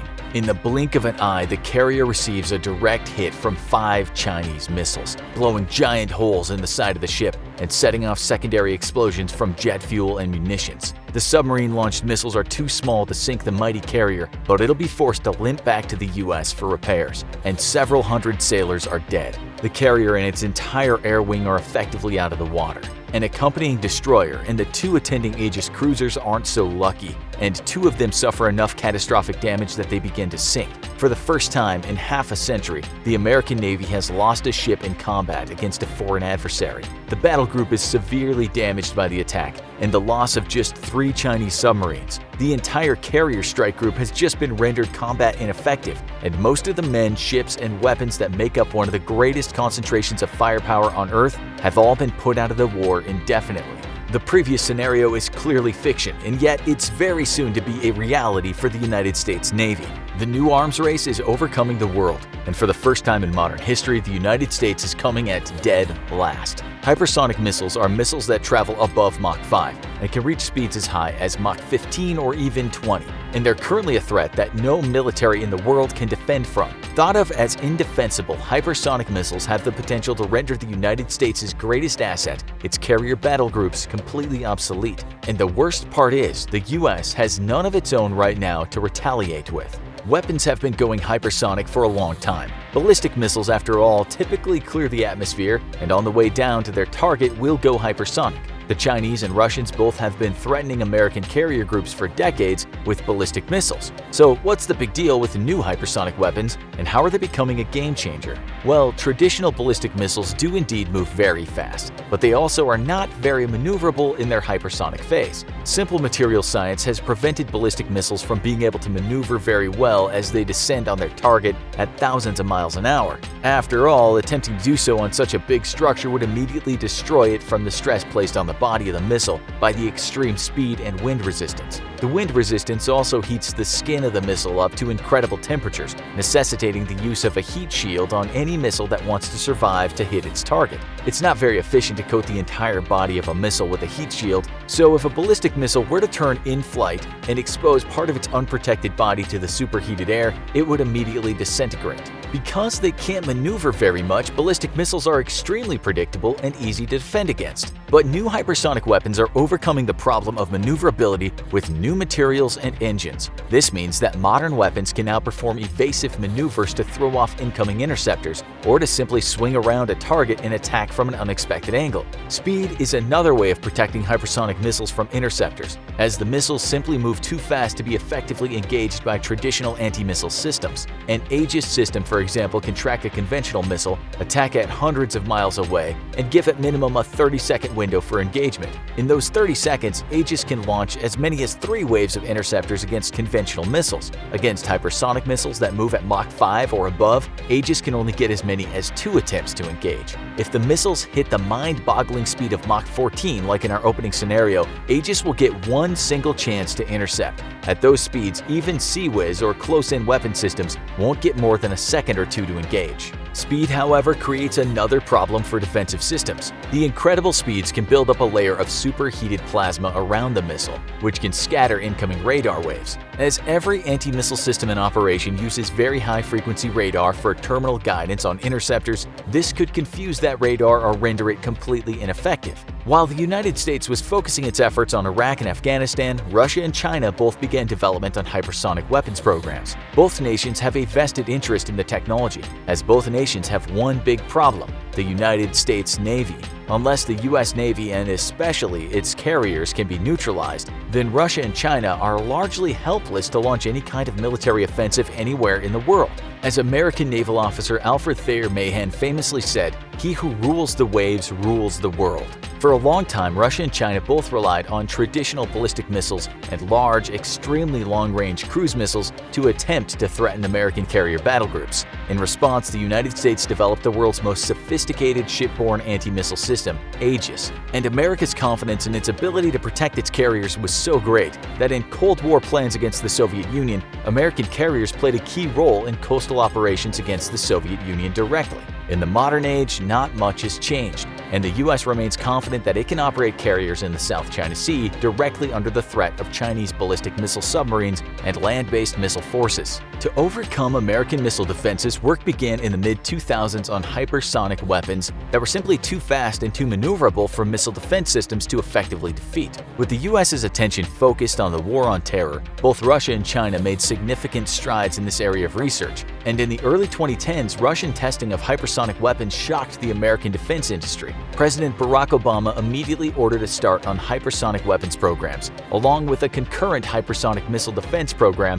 that would explore how to protect from these weapons. While the US has made serious strides in catching up in this vital area of future warfighting, it still remains behind. To make matters worse, Russia now has a hypersonic ballistic missile of its own that's allegedly fully operational, the Avangard missile. The missile boosts into space like a regular missile, but then detaches a glide vehicle that's extremely maneuverable and can reach hypersonic speeds on its descent to Earth. Currently, no defense system can protect from it. Advances in scramjet technology are also leading to the development of ship, plane, and even submarine-launched hypersonic anti-ship missiles to be used in the Russian and Chinese fleets. These weapons don't have the benefit of using the Earth's gravity to boost to hypersonic speeds as they plunge from space, so they use a conventional rocket motor to reach Mach 3 and then activate a scramjet to push through the hypersonic barrier. While the development of large numbers of these weapons is still a ways away, the Russians already have a plane-mounted hypersonic missile that could theoretically be used against American ships today. All, however, may not be lost for the American Navy.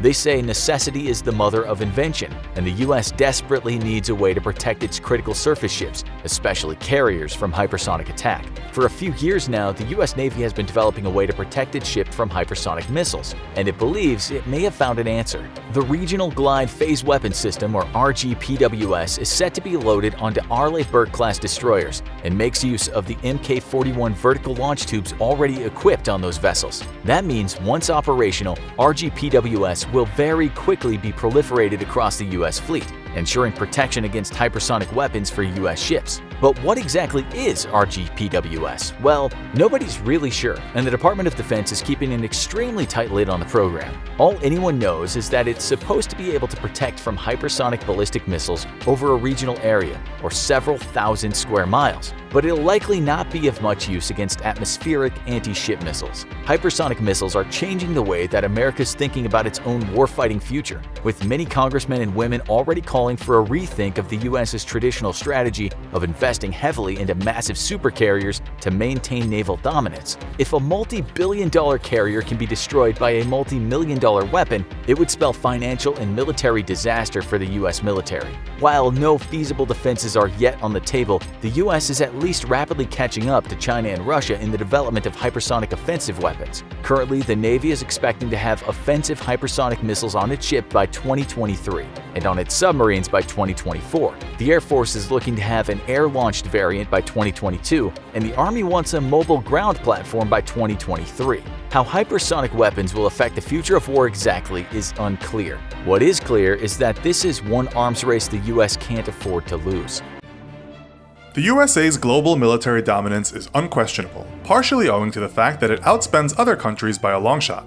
As we saw in our recent episode, Top 10 Most Powerful Militaries in the World, America has a staggering $639 billion defense budget, which is around 10 times larger than the defense budget of second-placed Russia. That isn't to say, however, that Russia doesn't own some of the world's most devastating military technology. Even though Russia also comes in second with regard to the world's most advanced air force, it is nonetheless the owner of one of the most feared and respected flying machines ever made, the Sukhoi Su-35. We thought it would be fun to see how well that machine would fare if it were pitted against America's pride and joy of the skies in this episode of the infographic show, Dogfight, America's F-35 fighter jet versus Russia's Su-35. Don't forget to subscribe and be sure to click the bell button so that you can be part of our notification squad. Let's start by looking at the Su-35. The aircraft is a vastly upgraded version of the Sukhoi Su-27, which makes up most of Russia's 3,547 fleet. The single-seat, twin-engine, multi-role fighter had its maiden flight as a prototype in 1998 and has since been modernized. The Russian Military of Defense has boasted that it has the most advanced aircraft ever created, hoping other countries might bite and import some of its Su-35s. A handful of countries such as India, Indonesia, and Brazil have expressed interest in purchasing a number of these fighter jets, but only China so far has showed the money, reportedly spending $2 billion on a 24-strong fleet. The first batch of 4 jets became property of the Chinese late in 2016. The second batch of 10 was delivered in February this year, and the rest will arrive in China in 2018. Earlier this year, Russian Defense Minister Sergei Shoigu said cooperation between the two countries in terms of defense was at an all-time high. In light of this ever-expanding and sometimes confounding arms race, we'll introduce America's newest weapon of choice in the air, the Lockheed Martin F-35 Lightning II. Currently, the F-35 comes in 3 models, each with a varying capacity for different types of warfare. The F-35A is for conventional takeoff and landing, the F-35B is for short takeoff and vertical landing, and the F-35C is for catapult-assisted takeoff barrier-arrested recovery for use on an aircraft carrier. The single-seat, single-engine, multi-role stealth fighter's first iteration flew its maiden flight in 2006. In 2015 and 2016, the F-35B and F-35A, respectively, were set to be ready to be deployed. The USA is set to buy 2,457 of these aircraft from aerospace company Lockheed Martin. US allies, including the UK, Canada, Australia, the Netherlands, and other countries, have helped shoulder some of the burden of the cost of developing this supreme flying machine, contributing somewhere in the region of $4.375 billion. Development costs are expected to be around the $40 billion mark, although the purchase of 2,457 jets will be an estimated $200 billion. If the aircraft is delivered as promised, it will make the F-35 one of the world's most numerous fighter jets. Interestingly, despite US allies investing heavily in the development of the F-35, the US military has said that no one but itself will have access to the software codes required for the fighter to function. A number of allies have expressed dissatisfaction at this, believing it to be a rebuff from the US. The secret to the F-35's magic is in the code, as we will see. One thing experts seem to agree on is that a dogfight between these two mighty machines is a highly unlikely scenario. If a dogfight did occur, one air combat researcher said in 2016 that the F-35 would not beat the Su-35 in a million years. It was also reported, somewhat controversially, that the F-35 came out the loser in simulated dogfights when it came up against its aged predecessor, the F-16. So why then is America's newest aircraft called the most advanced fighter jet the US, or anyone for that matter, has ever created? The reason is simply because it was designed to do a lot more than meet in a head-to-head battle in the sky. Experts have said comparing the F-35 to its older jets is like comparing an iPhone to a wall-mounted telephone. We don't even know 50 to 80% of what this airplane can do, one former F-35 commander was quoted as saying. We do know its stealth attributes, mind-boggling computational power, and complex use of data are designed to make it neither seen nor heard. At the same time, it sees everything, able to detect an aircraft such as the Su-35 from a very long distance. The F-35's active electronically scanned array radar system is said to be able to spot another aircraft from as far as 186 miles, which is far superior to the 30 miles range of the Su-35's infrared search and track system. The electronic warfare suite of the F-35 makes it a flying hacker like no other, being able to jam another aircraft's radio frequencies better than previous technology has been able to do. It's also said to have an unprecedented situational awareness, meaning it's one step ahead of its foes at all times. One US Air Force commander put it like this: the pilot sees a beautiful God's eye view of what's going on, and it's a stunning amount of information. What would an F-35 do if it came close to a Su-35? It would probably head off in another direction, is the consensus from experts. The Su-35's super maneuverability is way ahead of the F-35, which has an inferior thrust-to-weight ratio. In terms of dogfighting, it's just not as nimble as the Su-35. The F-35's main strength is to know how to avoid ever being in a position in which it would have to engage with a Su-35, thanks to its game-changing computational power. This brings us to some head-to-head facts about the two fighter jets. Note there are slight differences between the F-35A, B, and C. Speed. The F-35 can reach up to speeds of 1,200 miles per hour, whereas the Su-35 has a maximum speed of 1,726 miles per hour. Likewise, the Su-35 has a superior rate of climb at 280 meters per second to the F-35's 230 meters per second. This is why one outspoken researcher said the F-35 can't turn, can't climb, can't run. The US military's rejoinder to this criticism is that it doesn't have to. Range. The F-35 can fly 1,200 nautical miles between takeoff and landing, while the Su-35 has a 1,940-mile range. The service ceiling, which means how high the aircraft can reach using its full potential, favors the F-35 at 65,000 feet. The Su-35 service ceiling is 55,000 feet. As for offense, the aircrafts are quite different. The F-35 is said to have superiority at long distance with its MBDA Meteor Beyond Visual Range missile. The Su-35's AA-12 Adder missile has received good reviews, but it is said to be slightly inferior. The F-35 also packs an Iris-T infrared homing air-to-air missile, an AIM-9X short-range missile, and an AIM-120 advanced medium-range air-to-air missile. It carries 7 types of air-to-surface missiles and 2 types of anti-ship missiles. Similarly, the Su-35 carries an assortment of short, medium, and long-range missiles. In terms of bombs, the F-35 carries a larger selection, including a B-61 nuclear bomb. As for pricing, the F-35 costs somewhere between $95 to $121 million per unit, while the Su-35 is less than half that at $40 to $65 million. Some critics have said the F-35 is almost too big to lose in terms of cost. Adding to budget woes is the fact that its futuristic design has resulted in developmental pains and costly defects. Who would win in a dogfight between these two kings of the sky has become a somewhat divided matter between those who've been following the development of fighter jets. Luckily for everyone, the fight is purely hypothetical at the moment, but given what you know now, which machine would you put your money on? The fast-moving aerial grappler, or the patient superbrain pegged by some as a quantum leap in aircraft technology? For decades, the world hung on the brink of nuclear annihilation, and despite the certain total destruction promised by nuclear war, military planners in both the United States and the Soviet Union sought ways to come out ahead in a potential exchange. Some of these plans were based on completely unrealistic assumptions. Others might have had a chance of success in a real nuclear exchange. What was overwhelmingly certain, however, was that in nuclear war, losses on either side would be staggering. But just how did the US military plan on fighting a nuclear war? When you hear the term nuclear war, you probably think of an all-out exchange and the end of civilization. And this is certainly a likely outcome. Yet nuclear war isn't as cut and dry as a single full exchange scenario. And both the Soviet Union and the United States knew this. Nuclear weapons were extremely useful for both sides. For the United States, it offered a way to neutralize the Soviet Union's massive numbers advantage against it. For the Soviet Union, it was a way to neutralize the United States' technological edge. Both sides had plans for nuclear weapons and even a conventional war. And some local commanders on both sides even chafed at the need to seek higher authority than themselves to use nuclear weapons.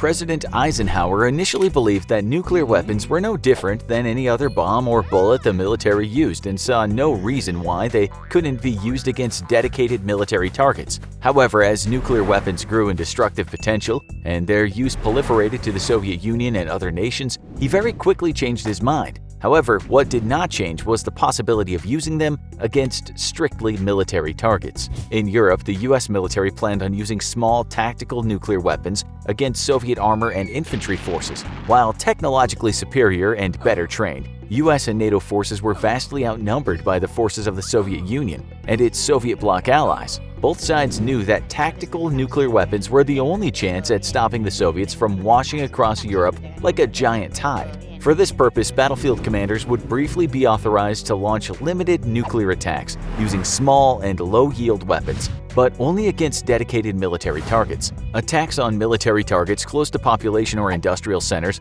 were strictly forbidden, as it was hoped that attacking only military targets deployed in the field would limit the possibility for escalation. If US nuclear attacks did not hit civilian or industrial centers, then the Soviets may respond with tactical nuclear strikes of their own, but not initiate a full response targeting American civilian and industrial sectors. It was a dangerous gamble, but it was the only way to secure victory against the Soviet Union. Today, nuclear war planning takes a similar and flexible approach, seeking to limit the possibility of unchecked escalation. While the United States currently has the conventional military power to defeat Russia or China without the need of nuclear weapons, should that balance of power change, we can envision how the US would respond to a nuclear war. Today, the US maintains a very small inventory of tactical nuclear weapons, and these weapons can only be delivered via military aircraft, a far cry from systems such as the man-portable Davy Crockett tactical weapon, which could be fired by a group of 3 men at columns of Soviet tanks. In a fictional scenario where Russia or China achieved numerological and technological parity with the US, and war broke out, these low-yield tactical nuclear weapons would make up the first salvo of a nuclear war.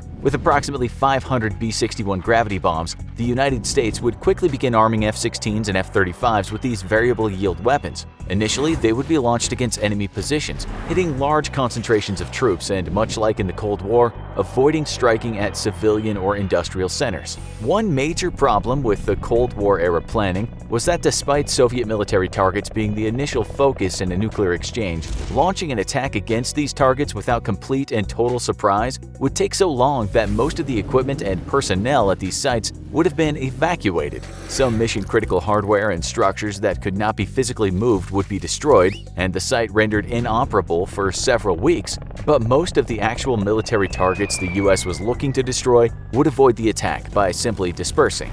Today, dispersion is less of a concern thanks to greatly improved surveillance and attack capabilities that the Cold War US could only have dreamt of. Advanced reconnaissance satellites can easily pinpoint the movement of enemy troops and hardware, and global communications afforded by satellite links can easily connect pilots on strike missions with the intelligence needed to hit the right targets. Thus, in a modern scenario, American F-16s and F-35s would immediately be launched in attacks against enemy troop formations. It would be expected that the enemy would retaliate in kind, and it's even hoped so. After all, if enemy forces retaliated with similar tactical nuclear strikes, they might feel satisfied and not need to escalate an exchange. To limit their own losses, American units would widely disperse, while other US assets sought to interfere with or destroy the complex communications and intelligence chains of assets required for accurate targeting.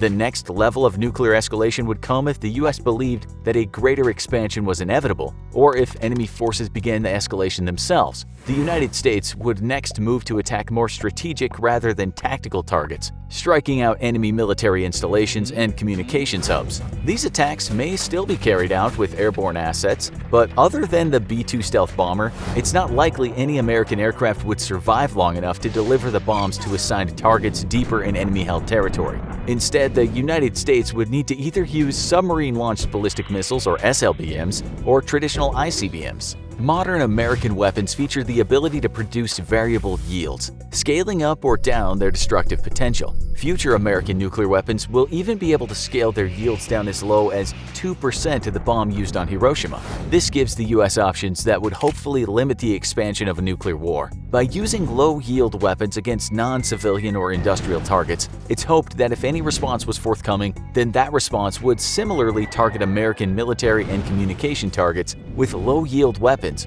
and avoid industry and population centers. One certain target would be Russian or Chinese nuclear weapons, and this presents a problem for U.S. war planners. It's not believed that the SLBMs have the penetration power to permanently shut down any ICBM field, requiring the use of ICBMs for the job. American ICBMs, however, would themselves be immediately targeted by enemy ICBMs unless the American attack was a bolt out of the blue, which achieved complete surprise. With submarine-based weapons lacking the penetration power of ICBMs, and American ICBM fields in the U.S. being immediately counterattacked by enemy nuclear strikes, this means that the U.S. faces a conundrum. While it wishes to limit the scope of the war, not using all of its available ICBM inventory at the start of a war means it will never get a chance to do so, as any unlaunched ICBMs will be destroyed by enemy counterattacks. It is the traditional use-it-or-lose-it scenario, and one that many fear means a limited escalation is all but impossible. If the U.S. chose to use ICBMs only to strike at military targets and enemy missile fields, and left those targeting major population and industrial centers for deterrence unlaunched, then they would be destroyed in the ensuing counterattack, and the U.S. would forever lose the ability to launch its most high-yield weapons. In this scenario, the United States would have given up nuclear parity and deterrence from escalation by holding cities under threat for the sake of striking a few military targets, losing nearly half of all of its nuclear capabilities, while using only a small fraction of them in return. Should any enemy nuclear missile fields remain operational after the attack, the U.S. would be at a severe disadvantage going forward. It's likely then that striking at only military targets is impossible, and the U.S. would simply opt for escalating one more rung up the ladder. This would involve adding enemy industrial and economic hubs to the list of approved targets for nuclear strike, with the aim of preventing attacks against population centers, but still destroying the enemy's ability to continue fighting. At this point in the nuclear war, targeting would have the dual purpose of not just stopping the enemy's ability to fight today, but ensuring that the enemy is far too damaged economically or politically to rebuild faster than the United States in the post-war period. For U.S. nuclear war planning, considerations on the U.S. achieving superiority in the post-war period are given highest priority.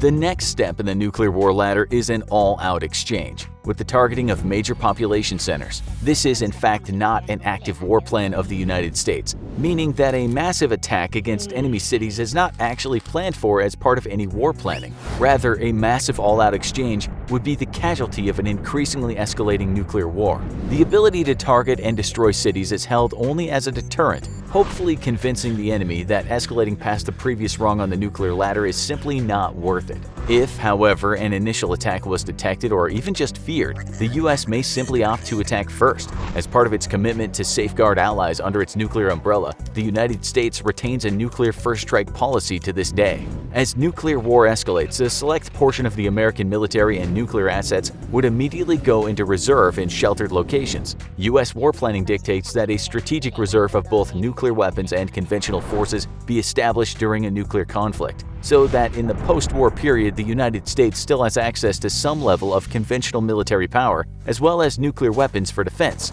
Even in a post-nuclear war involving an all-out exchange and the destruction of most major cities around the world, the same nuclear weapons that brought about the end of the world would remain ready to launch a new apocalyptic war for whoever survives.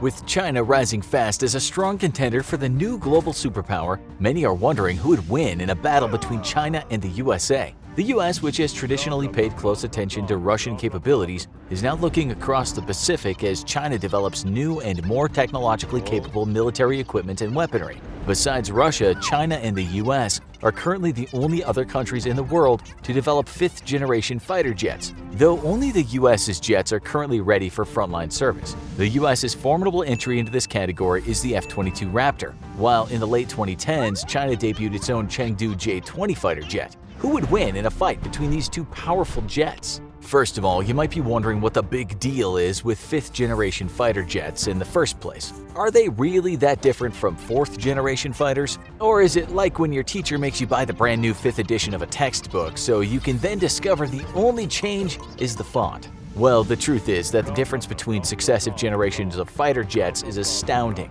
5th-gen fighters are so powerful and feature so many upgraded capabilities that they pretty much render 4th-gen jets useless in any fight against them. Countries vying for global influence, such as the US and China, know that failing to keep up with such developments in military tech, especially in the Air Force, can make all the difference between winning and losing potential wars. At first glance, one might think that the US would have significantly more advanced military tech based on its spending alone. In 2020, China's official defense budget amounted to $179 billion.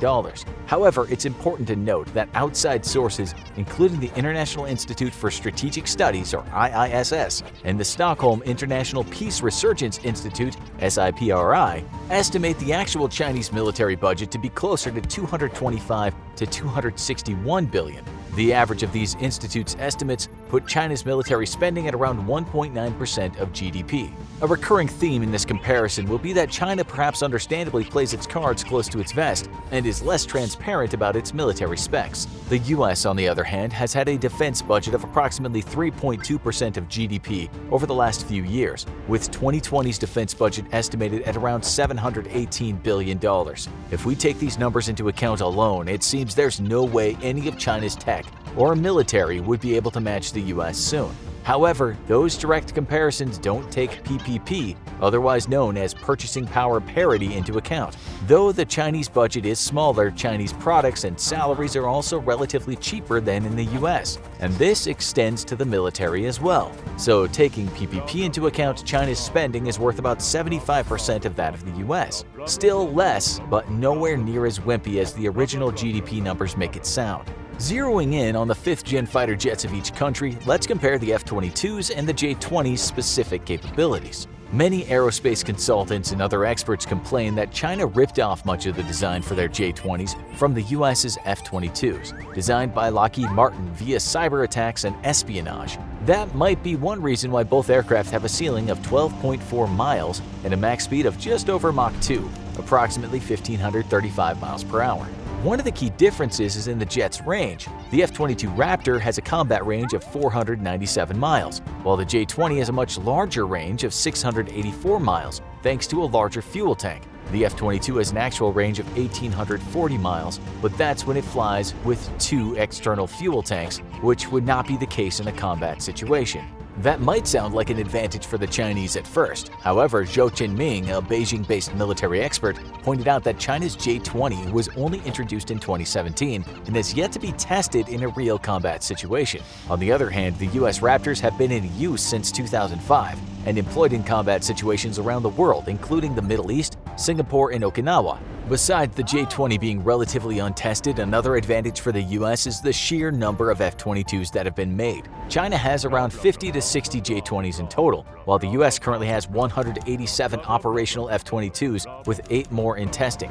When it comes to specific capabilities, such as the weapons the Chengdu J-20 can hold, experts have to make educated guesses since China refuses to release many details. The J-20 has a broad but shallow weapons bay, which can hold between 4 to 6 long-range missiles or bombs. We know the F-22 can carry up to 6 missiles for either air-to-air or air-to-ground combat. The weapons each jet carries are important, but they may actually be less important than each jet's stealth and detection capabilities. The F-22 is incredibly hard to detect and track, giving it a natural stealth advantage. After all, the best weapons in the world can't shoot what the plane's technology can't see. The J-20 is thought to be similarly hard to detect from the front. However, there are elements on the aircraft sides and engine nozzles that may make it more susceptible to radar detection.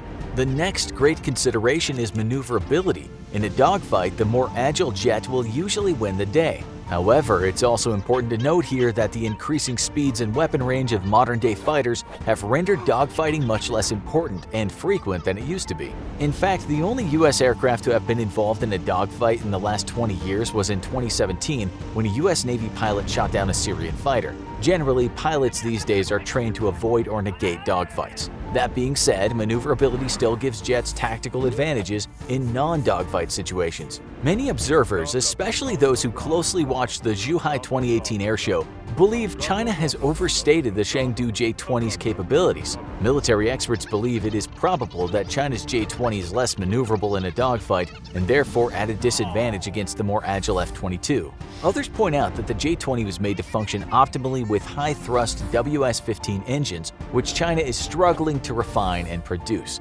Therefore, current J-20s are relying on less optimal Saturn AL-31F M2 turbines imported from Russia, which would definitely affect their current maneuverability. China did recently announce that they'll start mass production of the J-20B, a more agile line of fighter jets, in July of 2020. Though these might pose a bigger threat to the U.S. Air Force, many reports of China producing updated and mightier aircraft have proven to be false, and it seems this may be the case with the new release as well. Overall, the lack of specifics known about the Chengdu J-20 due to China's tendency to keep details about their military specs and military programs secret, combined with the Chinese government's habit of releasing misleading reports, makes a comparison of the J-20 and the USA's F-22 very difficult. Most military experts believe that currently the F-22 would handily beat the J-20 in a fight. However, some are concerned about the future because China is continuing to fund and refine its J-20 production program, while significant updates on the F-22 have stalled,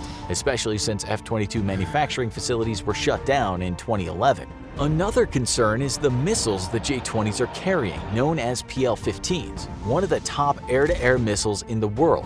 PL-15s have much higher effective range than their current U.S. counterparts, the AIM-120s, and are built with top-of-the-line anti-jamming technology, which U.S. counterparts don't necessarily have. However, the Pentagon is currently focused on developing a brand new JTAM, Joint Advanced Tactical Missile, which they're convinced will be the best air-to-air weapon in the world when completed. Even with the Pentagon developing new air-to-air missiles and the F-22 probably forging ahead with scheduled upgrades in the 2020s, thus pushing it further ahead of the J-20 in terms of modern tech, observers caution that the J-20 is at a relative start of its production run, meaning the advantage may shift over to China over time if the U.S. isn't careful. A recent comparison of Chinese and U.S. air superiority from 1996 to 2017 by RAND shows a rapidly closing gap in Air Force capabilities between the two countries, which would seem to reinforce this concern.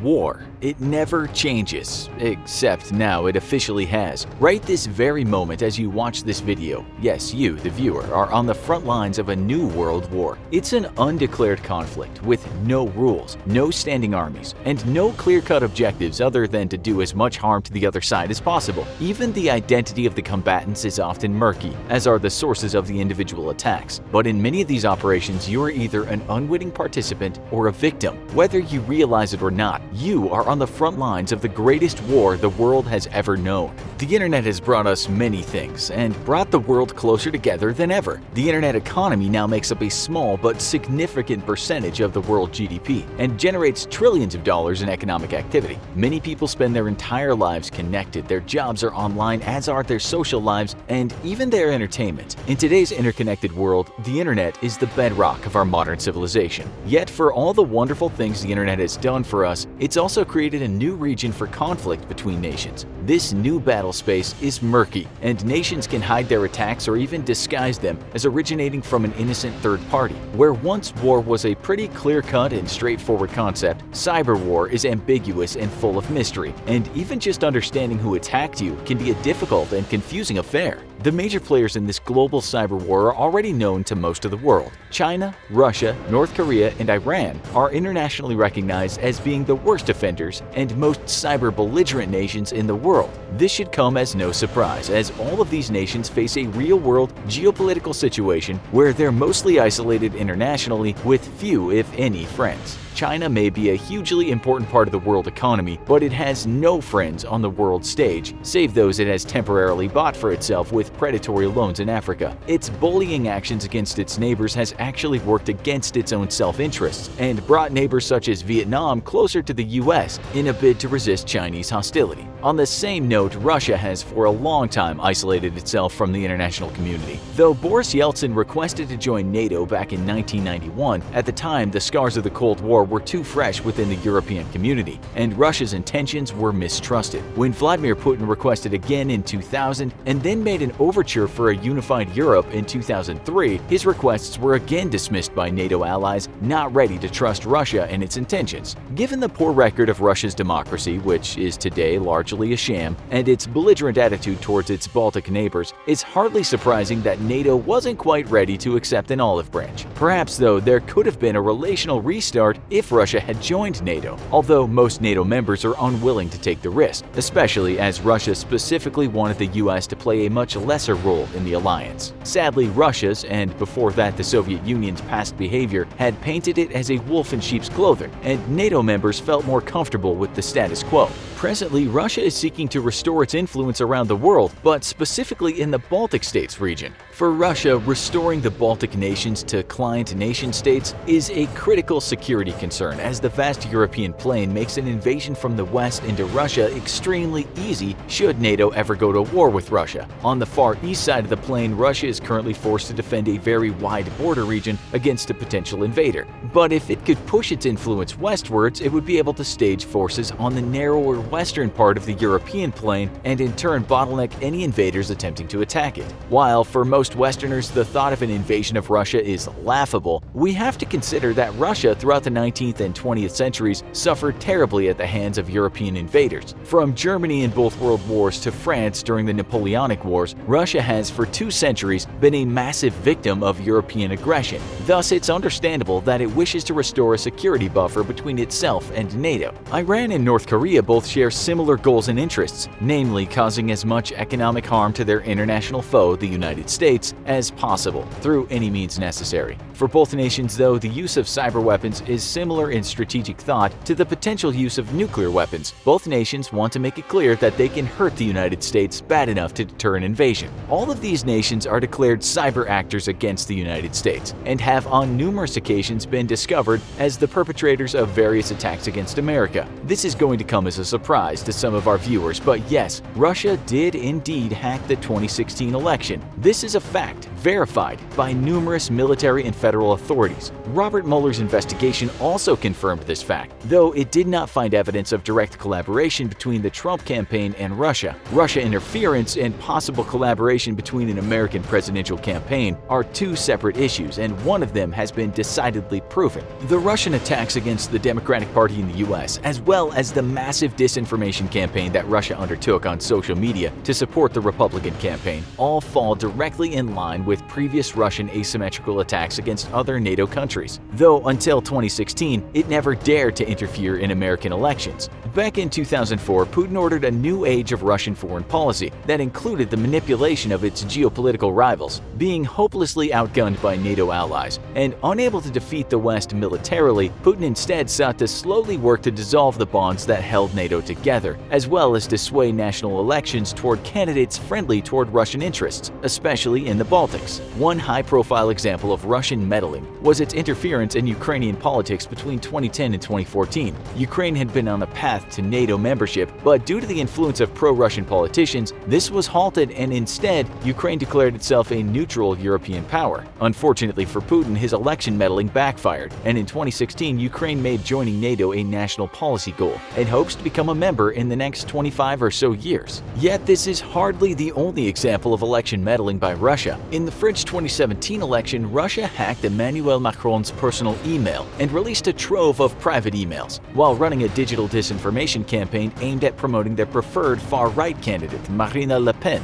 In Austria, the far-right Freedom Party gained several important political positions, and immediately after the election, Putin's government and these far-right members struck several key diplomatic agreements. In Germany, Russia launched the same style of digital disinformation campaign that it had used in the US to great success, though the robustness of the German political system saw this tactic fail, and the result of the election, which kept Angela Merkel in power, a fierce opponent of Putin, remained largely unaffected. In the UK, though, Russian support for far-right politicians met with what might have been its greatest success. Further digital disinformation campaigns helped fuel the fire that saw the British vote to leave the European Union, a move which will not only weaken Britain, but the Union as well. In every nation attacked, Russia uses the same tactics. It supports far-right politicians and stokes up the flames of nationalism. Relying on naive patriotism to blind voters to its interference. Nationalistic candidates also further help Russia achieve its goals of dismantling the system of alliances that has kept NATO strong for decades, as nationalistic politicians distrust and dislike international institutions and often engage in protectionist policies that isolate their nation from the world. Another key goal of Russian election interference, however, is to work to sow mistrust and confusion amongst the voters of a democratic system, so as to further weaken the democratic institution themselves. Sadly, Putin has been extremely capable of doing this in his own country, and this explains how he's remained in power for so long. If Putin can make his neighbors mistrust their democracies, though, it will make it easier to bring them back into the Russian fold politically and restore Putin's stated goal of a new Warsaw Pact. If Putin is able to cause the citizens of America, France, Britain, and other nations to also question their own democratic institutions or help elect nationalistic far-right candidates, then he knows these nations will be too internally distracted to oppose him on the world stage, or they simply won't care. So far, his plans have worked like a charm. China, on the other hand, has a much different goal in its constant cyber war against the United States. While China has also attempted to influence American elections, mostly through laundered money given to political super PACs in the US, it's mostly focused on waging a war of industrial and economic espionage against America. China, for a long time, has had a serious internal problem. While it consumed many of the world's leading technologies, it produced very few technological breakthroughs of its own. This is especially true in the defense sector, where China simply does not produce any significant military technology developments of its own. As one American general put it, China steals a lot of tech but innovates very little of its own. And China does steal a lot of tech. It's widely believed that today China is the single largest actor in the global cyber war and has stolen or attempted to steal more data than any number of other nations combined. American defense companies are very often the targets of Chinese attacks, and to date, China's greatest success was its penetration of the American F-35 program.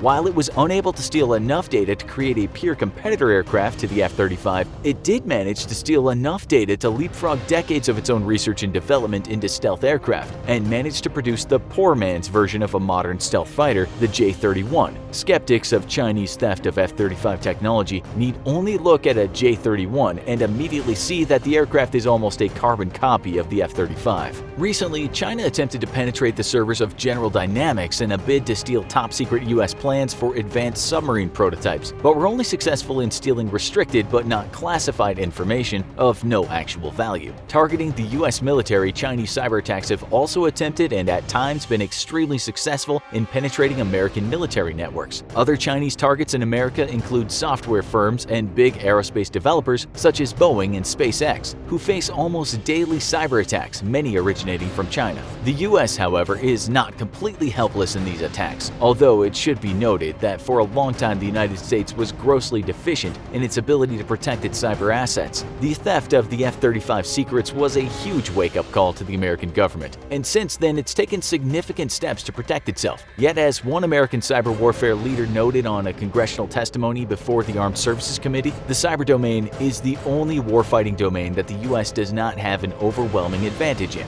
Here, the United States is operating on a level playing field and has none of the significant advantages that it enjoys in every other warfighting realm. From time to time, though, the US does flex its cyber muscles, although a variety of factors make it difficult for it to do so. In response to the hack of Sony Pictures by North Korea, who wished to damage the company for releasing The Interview, a film that makes fun of Kim Jong-un, the United States warned North Korea by shutting down the internet across the entire nation for 10 hours. While this retaliatory attack was never publicly declared, many cybersecurity experts point out that it was far too much of a coincidence for it to have been an accident. The problem with US capabilities in the cyber domain is not a lack of technical expertise, though. It's a problem with policy. Unlike authoritarian nations such as China and Russia, the cooperation between the US government and the commercial sector in the cyber realm is not as strong. This is due to a general mistrust by the American private sector of government interference, and a strong emphasis on privacy by American culture. In China and Russia, this is not nearly as large a concern, and close cooperation between digital companies and the government is par for the course. American companies, however, are reluctant to to share the inner workings of their software with the American government, and this makes it more difficult to cooperate in the case of an attack, or to help predict vulnerabilities to future attacks. In the end, cyber warfare is only going to escalate between nations, especially as these other nations fail to be able to challenge the US militarily or economically. Thanks to the internet, though, they may never need to, and an aggressive cyber warfare campaign can accomplish many of the same deterrent effects that traditional firepower has in the past. The real question, though, is when does a cyber attack step over the line and necessitate a military response? How many hacks of American industrial secrets by the Chinese, or how much interference in American politics by Russia is enough to warrant a physical response? After all, if either of these nations launched even a small physical attack against the US, you can be sure that the American military would respond. For now, the best defense against foreign attacks here in the US and in other nations is to keep yourself informed. Whether you agreed to be a part of this war or not, you are officially on the front lines of it, and every time you log into Facebook or Twitter or even Instagram, you're a part of this fight. Fake news stories are created by the thousands in disinformation campaigns generated by hostile overseas power. So the best way to defend your democracy may be what's always been the best way from looking stupid in public. Fact-check everything you read and don't believe anything that happens to sound too perfectly outrageous. We don't know what it looks like, how fast it is, what it can do, or even who built it. But we do know one thing for sure. The US Air Force has secretly built and flown a new fighter jet, shocking the world and setting records in the process. The world's superpowers are currently embroiled in a heated race for total air dominance. Fighter jets at use around the world today, like the US's F-22 and F-35, China's J-20, and Russia's Su-57, are currently the top of the line in fighter jet technology. But these 5th-gen fighter jets are aging rapidly, and the race is on to be the first to develop a brand new, state-of-the-art 6th-generation fighter jet and be the country to claim the top spot in air supremacy. With this recent announcement, has the US secretly won the race and achieved dominance in the skies? On September 15, 2020, Dr. Will Roper, the head of acquisition for the US Air Force, shocked the world when he made a startling announcement during a video presentation at the Air Force Association's virtual Air, Space, and Cyber Conference. Roper revealed to a stunned audience that the Air Force's Next Generation Air Dominance, or NGAD program, has successfully designed, tested, and even flown a brand new fighter jet. NGAD has come so far, he said, that the full-scale flight demonstrator has already flown in the physical world. It's broken a lot of records in the doing. Most shockingly of all, the entire process from design to test flight was completed in just 1 year. Despite making the shocking announcement and confirming the existence of a new fully functioning fighter jet, Roper declined to provide any details whatsoever about the craft, leaving the public in suspense and keeping the specifics of the craft a mystery. This isn't totally surprising, as the Air Force doesn't want to give away its secrets to other nations, but it hasn't stopped the world from speculating about what this new jet looks like and what it's capable of. Since this new plane is widely considered to be the US's first 6th-generation fighter jet, experts have guessed that it was largely designed to kill other 5th-generation fighter jets in air-to-air combat. Since we don't yet have any details about the new plane's specs and capabilities, we have to look to its predecessor for clues. The F-35 is the US Air Force's current state-of-the-art multi-role fighter jet with some truly impressive features, and it was designed by aerospace giant Lockheed Martin in 2006. The jet, which is 51 feet long with a 35-foot wingspan, is capable of reaching Mach 1.5 speeds, just about 1,200 miles per hour. It can withstand 9G forces and has a maximum ceiling of over 50,000 feet. Its powerful engine produces 43,000 pounds of thrust, and it can carry 18,000 pounds of payload, all while employing the latest in stealth technology. The jet is manned by a single crew member and was designed to provide the pilot with unsurpassed situational awareness through an impressive advanced sensor package. The craft gathers, fuses, and distributes more info than any other fighter jet in history, until now at least, and it feeds this information directly to the pilot via a helmet-mounted display system, giving operators a distinct advantage over adversaries. Given what we know about the F-35's advanced features and the fact that this new 6th-gen fighter will aim to go head-to-head with the F-35 and its cohorts, we can expect all of this and more from the new secret fighter jet. Improvements might include even more advanced stealth technology to reduce radar detection, further improvements to data collection and analysis, and even potentially the capability for unmanned flight given the recent rise in the popularity of drones for military applications. We'll have to wait for more information from the Air Force to know for sure what this new jet will be capable of. but it's likely to be quite impressive. One thing is pretty certain, the new plane might not even be a traditional fighter at all, with zero capability to dogfight. Currently, the US has a pressing need for aircraft that can operate deep in the Pacific in a potential fight against China. With US carriers at risk from China's sizable ballistic missile forces, a 6th-gen fighter may have more in common with the iconic B-2 stealth bomber than what we typically think of as a fighter. The size of the aircraft would be pushing the capability of carrier-based launch systems, and a wide, flat delta-wing body would allow it to carry large amounts of fuel and thus keep vulnerable carriers far from Chinese shores. In order to maximize stealth, a 6th-generation fighter will almost certainly not have a tail, making dogfight maneuvers impossible. Instead, the craft will likely operate as a missile tug of sorts, firing on targets from extreme distance. Even more likely, the new fighter will instead leave the fighting to swarms of unmanned drones that it controls remotely, leaving the human pilot hundreds of miles out of the fight. As far as what this new fighter jet looks like, Roper was also mum about the details. But some astute observers suspect that the Air Force has given us hints about what to expect from this new craft. Just days after Roper's shocking announcement, the Air Force released a graphic celebrating the 73rd anniversary of the service, which prominently featured images of an as-yet unseen aircraft, prompting many to suspect that this is a subtle nod to the new secret fighter jet. If it's true, the new jet is a departure from plans we've seen from companies like Lockheed Martin and Boeing for their version of a 6th-gen fighter. The graphic features a plane with a unique triangular shape from nose to tail, with no obvious tailplanes, which could mean the craft is based on the flying wing design, which aims to reduce radar detectability. The plane in the graphic also features 2 engines located near the dorsal fin and a cockpit, which points to a craft that can at least be optionally manned if it does indeed have remote capabilities. Of course, the aircraft in the anniversary graphic could be entirely fictional, but it does look eerily similar to a mysterious craft that was photographed in flight over the US in 2014. Only time will tell exactly what the new craft will really look like, but we might be in for an entirely new futuristic design. Roper even refused to disclose which company built this new fighter jet. In recent decades, the US fighter jets have been exclusively designed and built by aerospace giants like Lockheed Martin and Boeing. But Roper did allude to the fact that the field might be opening up to new competitors. This is thanks in large part to advancements in digital technology that has helped shorten the development timeline for advanced fighter jets and will revolutionize the aerospace industry. Roper sees these technological advancements as a return to the good old days of aircraft assembly in the 70s. This may seem like a bit of an oxymoron, but what he means is that decades ago it wasn't uncommon to have dozens of bidders on military contracts, whereas more recently we typically see the same 2 or 3 companies bidding time after time. With today's advances in technology, firms no longer need to have huge state-of-the-art facilities and unlimited budgets to compete in this space. Now, smaller companies with simpler facilities, advanced technology, and small but impressive teams of engineers and mechanics are back in the game, and Roper sees this return to form as a positive, expecting it to boost innovation as well as slash development costs. In his announcement, Roper pointed out that we haven't seen such rapid development since World War II.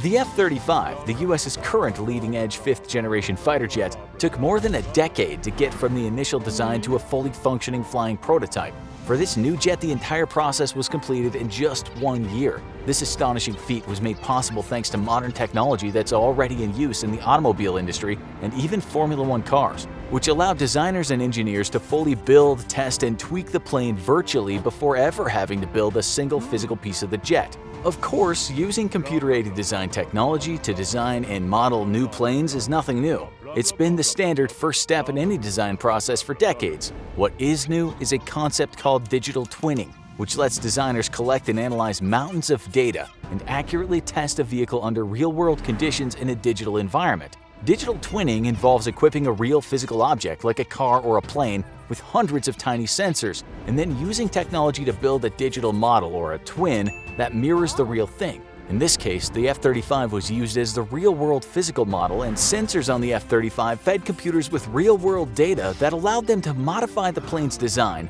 and test its reactions to real-world forces under realistic mission settings. While it might seem strange that the Air Force made this stunning announcement without releasing any details about their newest jet, Roper explains the reasoning behind the decision. They declined to release any details because the project is, of course, highly top secret, and the Air Force isn't ready to let their competitors know exactly what they're up against. Instead, the whole point of the announcement was to prove to naysayers that this new digital technology is not only viable, but it is the way of the future.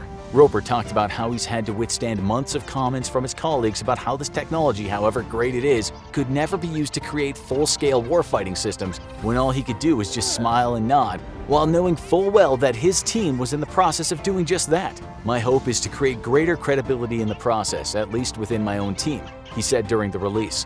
"They will know to get smart on this technology because we're going to train on it. We're going to drill on it until it's the way we do business." What can we expect for the future of air dominance? Well, of course, we can look forward to more details about this new fighter jet in the near future. But in the longer term, we can expect this recent announcement to shake up the entire aerospace industry. Thanks to digital advances, the industry will no longer be dominated by 2 or 3 giants, and more competition can lead to further innovation in this space. And it's not just fighter jets. Roper expects digital twinning technology to be used for everything from satellites to intercontinental ballistic missiles. With significant reductions in the time and cost required to design, test, and build new craft, we can probably expect many more of these shocking secret announcements in the future. Even though we don't know what it looks like, how fast it is, what it can do, or even who built it, now that we know that the US Air Force has secretly built and flown a new fighter jet, in under a year, the world will be watching closely for details for the first 6th-generation fighter. It's too soon to say whether this new fighter jet will secure the US's spot as the leader in air combat and help them achieve total air dominance, but it's safe to say that the world of air combat will never be the same again. It's the crack of dawn, and you've just turned up at the headquarters of the Center for Disease Control and Prevention. On any other day, you'd still be in bed right now, but this isn't any other day. An urgent meeting has been called to discuss a mysterious pandemic sweeping the world, and it's down to people like you to stop it in its tracks. You were tossing and turning all of last night trying to think of a solution, but you've got nothing. The situation feels absolutely hopeless. You walk into a meeting room and there's a sea of worried faces. These are some of the most intelligent and hardworking professionals you know, but they all have bags under their eyes and disheveled hair. You probably look 10 times worse. As the director begins his address, everyone sits in silence, transfixed on his every word. He talks about how the outbreak will most likely trace back to a diseased animal transmitting to a human, a simple accident with overwhelming consequences. It originated in a faraway nation but spread like wildfire after officials failed to quarantine those in the affected city quick enough, with many contaminated people fleeing to other cities or nations. Now it's finally arrived here. It's weird. Failed quarantines, rapid spreading, origins in animals, it's all sounding strangely familiar, yet you can't put your finger on why. It's like you've lived through this before, but you can't have. Sure, there have been a few outbreaks of disease in your lifetime, but that's not what you're thinking of. And that's when it hits you. You almost jump up in the meeting with excitement. You have lived through this before, only not in the real world, in World of Warcraft. Back in your awkward teenage years when you still had the time to devote to something other than working for the CDC, you'd spend endless hours on that game, and you'd never forget the scenes that went down when an unexpected plague broke out. A new raid for highly skilled players had been launched, and you're not embarrassed to admit that you were one of the first players to give it a go. It was only for users of a certain caliber, but of course that included you. And so, along with 19 other players, you headed off to a dungeon called Zul'Gurub. You ventured into the deepest realms of the jungle, fighting off various trolls along the way, but you knew you were yet to meet your greatest enemy. After heading deeper and deeper, you finally found the dungeon and your adversary, a giant winged serpent called Hakar the Soul Flayer, an ancient blood god. Now it was just between him and all of you. Eyes on the prize, you were ready to give everything you had to defeating this monster. But as soon as you launched your attack, you were struck by a spell that immediately resulted in 300 points of damage. A few seconds later, you lost another 300 hit points, and you noticed the same thing happening to the other players. This was more than just a spell. Hakar was spreading a plague called corrupted blood, and it was one of the most virulent you'd encountered. To defeat Hakar, speed was of the essence. Although your total level was just over 4,000 hit points, you'd be sure to die in just a few minutes if the plague continued to sap your points at this speed. But as soon as you killed him, it would destroy the plague and cure you all. Even though it was just a game, you were determined to win, and you barely blinked away from the screen as you engaged in combat. This was game on. Yet you couldn't help but notice something strange happening. Some of your fellow teammates were summoning their pets. Why? Pets weren't going to help you win this fight. It made no sense, and it was annoying that they weren't trying as hard as you, but whatever. Head in the game. After just a minute or two of fighting, all the players in your raid were losing their hit points rapidly. Everyone had caught the plague, either directly from a car or from each other. You watched hopelessly from your swivel chair as your character on screen began to gush blood. But Hakar was losing his strength too. If only you could carry on for a few seconds longer. Finally, the serpent fell to the ground and you breathed a sigh of relief. Hakar was dead, and like magic, the plague had vanished. You were still extremely weak and down to your last few hundred hit points, but at least now you could heal. You began to make your way out of the dungeon, another quest done. That was that. At least, that's what you thought. You arrived in a nearby city expecting to find life going on as normal, but instead, there was complete mayhem. Throngs and throngs of players on screen were bleeding and dropping to the floor, dying before your eyes. Skeletons were scattered all around. Straight away, you suspected that this was the corrupted blood plague. You had no idea how it had entered the city, but you knew you didn't want to run the risk of catching it again, so you teleported away without a second thought. What was going on? In 2005, the game's developer Blizzard didn't think they were doing anything revolutionary when they introduced a new dungeon raid into the popular World of Warcraft game. All they wanted to do was create a challenge for high-level players, so they created a plague, something that would aggressively tear down the health of the players until they defeated the character transmitting the plague. Because the opponent had to be defeated quickly, it added an extra layer of difficulty. The spell should have resulted in one of two possible outcomes: the players dying of the plague or Hakar being killed. Simple, right? Except it wasn't. Blizzard had missed one essential detail that allowed the disease to spread outside of the dungeon, creating the first virtual pandemic known to man. As well as a technical glitch, Blizzard made another fatal error. They assumed players wouldn't want to spread the disease, a logical assumption. There was no rational reason to spread the disease. The problem is that humans aren't always rational. The company had unwittingly created the perfect environment to safely study a pandemic. A complex virtual environment with millions of real people making decisions. The more you thought about it, the more similar it seemed to what was happening in the real world, although now, slightly more was at stake. Maybe you could apply some of the lessons learned. So you successfully escaped from the big city into the countryside without contracting the disease, and now you had some time to think. If everyone really was dying from the corrupted blood plague, how had it escaped from the dungeon? You messaged a few of your in-game friends, knowing a few of them also had completed the quest. One of them replied immediately, explaining that some of the people in his raid had been purposely getting their pets out during the fight until they caught the plague, and then summoning them to the cities and joking about it. A few minutes later, another friend admitted that he tried the same trick himself, out of curiosity for what would happen. It turned out that pets could contract the disease, and users had managed to spread it because the effect of the plague went on pause while the pet was dismissed, then returned once it was summoned elsewhere. Well, that explained why some of the players on your quest were fiddling around with their pets instead of focusing on defeating Hakar.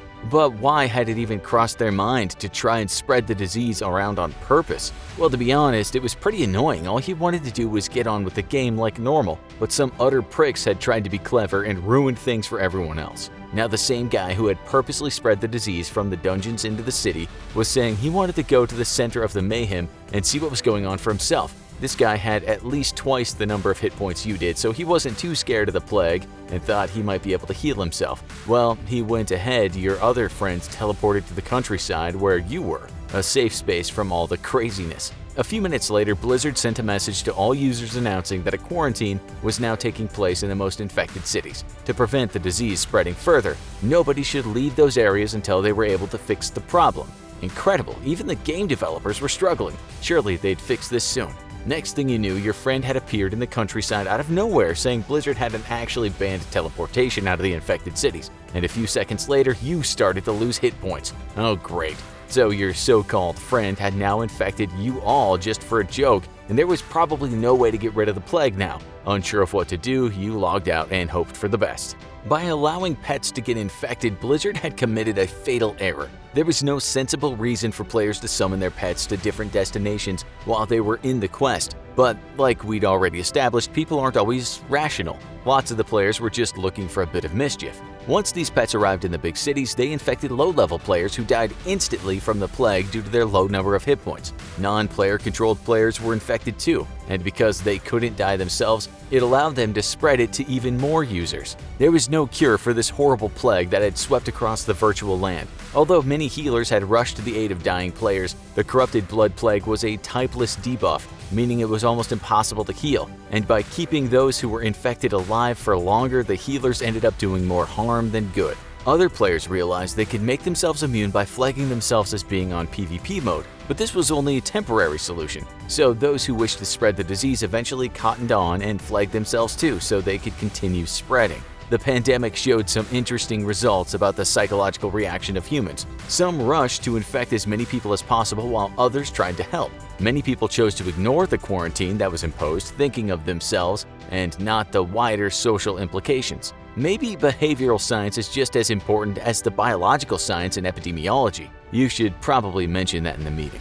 But anyway, what became of the disease? Well, after searching through a few forums, you finally accepted that there was nothing you could do to stop yourself from dying of that stupid corrupted blood plague. Your friend was also doomed to die, of course, but he didn't seem to care. You turned up in the graveyard as a ghost and had to look for your dead body to resurrect yourself. That's why you hated dying. By the time you resurrected yourself, a few hours had passed, but the pandemic was still spreading around like wildfire. Feeling you couldn't trust anyone, you looked for another remote corner and decided to wait it out without alerting anyone about your whereabouts. After browsing a few forums, you saw other users posting screenshots of some of the towns that had been quarantined, where the pavements were still white from the vast number of skeletons. It seemed like everyone was still ignoring the quarantines too. What was going to happen? The corrupted blood incident affected around 4 million players. The main reason the disease spread so quickly was the reaction of the users. Many people who had been in the big cities at the time of the outbreak chose to ignore the official advice and escape to safer areas, but this had spread the disease further. One tiny accident had snowballed beyond belief, and it had done so extremely quickly. The root cause of the plague had been animals, but it had spread further because of humans, and that sounds very familiar too. Of course, the stakes are higher in real life. Hopefully not many people would try to spread a disease on purpose just for a laugh, but it only takes one crazy person to cause a world of damage, and almost as dangerous are those who ignore official warnings and spread the disease unwittingly. Come to think of it, the teleports in World of Warcraft serve a pretty similar purpose to real-life airplanes. Eventually, Blizzard fixed the problem using a simple solution, resetting the computers. Maybe all those hours spent playing World of Warcraft weren't such a waste of time after all. People might have laughed at you once, but now you're one step ahead of them. You've lived through this before. Now you've just gotta figure out how to switch off the computer. In the early part of the Cold War, the United States had a serious problem. Gathering intelligence on the Soviet Union was proving incredibly difficult to do. Several attempts to establish intelligence networks behind the Iron Curtain had been violently put down, and a number of American and British spies, along with local collaborators, had met their ends at the hands of Soviet counterintelligence forces. Penetrating the Iron Curtain was proving all but impossible, and while the Americans were relatively new to the spy game, the Soviets were seasoned veterans that ran rings around the CIA. Gathering intelligence on Soviet nuclear weapons was critical. How many did they have? Where were they located? How fast could they be deployed? And what was their maximum range?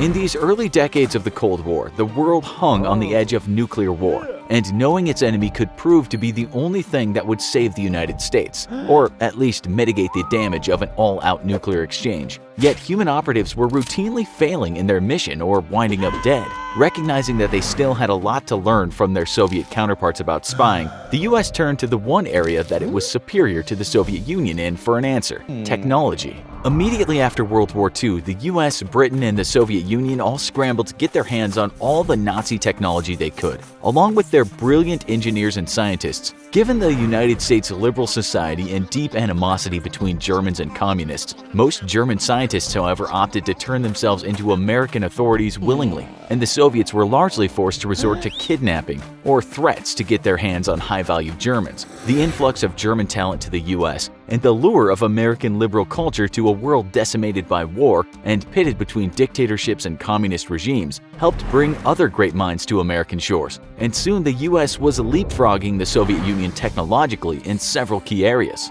One of those areas was in the design of high-performance aircraft. While the Soviets were always the superior rocket scientists, American talent for aircraft was unmatched anywhere in the world. One of those minds, the legendary Kelly Johnson, would bring the world to the most technologically advanced aircraft in the world. Putting his mind to the United States' intelligence gathering problem, Johnson went to work on a spy plane with the endurance to overfly the Soviet Union and photograph Soviet military bases, then return this critical intelligence for analysis. Not only had the Soviets fallen behind in aircraft and jet engine design, they'd also fallen behind in the development of radar technology. Knowing this, Johnson developed the U-2 spy plane, a slow but extremely high-flying plane that could fly over much of the Soviet Union and remain completely out of reach of Soviet fighter planes and missiles both. Taking flight for the first time in 1955, the U-2 soon proved its worth as it boldly flew into Soviet airspace, en route from West Germany to photograph the submarine base in Leningrad.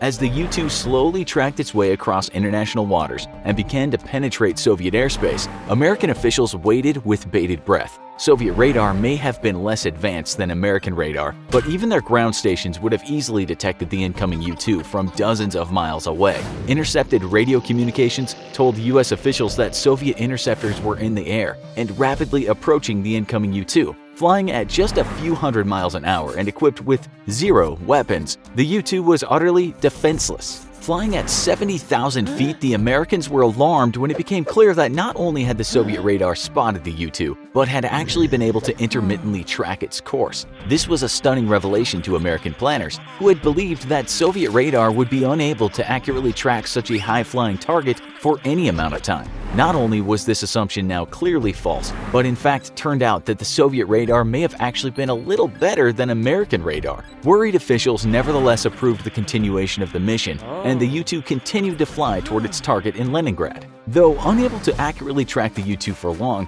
Soviet ground stations nonetheless were able to guide interceptors toward the U-2. Unable to do anything about the incoming fighters, the U-2's pilot stayed on course, his faith in the assurance granted him by Kelly Johnson, the man behind the U-2. MiG-17s were soon within range, and their pilots pitched their noses up to gain the altitude needed to successfully fire on the helpless American plane. Yet their planes only had a service ceiling of 54,000 feet, and their inferior air-to-air missiles couldn't bridge the gap to the U-2. One by one, the Soviet planes climbed only to stall out as their engines flared out and then tumble out of the sky. Having avoided the MiG threat, Soviet air defense stations received an order to fire on the American plane. Within minutes, a half-dozen surface-to-air missiles rose screaming into the air, gunning directly for a plane so fragile that a too steep turn would rip the wings off the fuselage. Yet, as with the MiGs, the U-2 was too high up to touch, and Soviet missiles expended all of their fuel trying to reach 70,000 feet, and then fell to Earth. The U-2 was a success, and the US could now overfly the Soviet Union to gather critical intelligence on everything from number of bombers to missile silos with complete impunity. The Kremlin was furious, and if they were mad about the multiple U-2 incursions throughout the mid-50s, then they were even more angry when an American U-2 flew directly over Moscow. So many interceptors were being sent to try and shoot down the American planes that the photographs the U-2 took were often littered with Soviet aircraft tumbling out of the sky.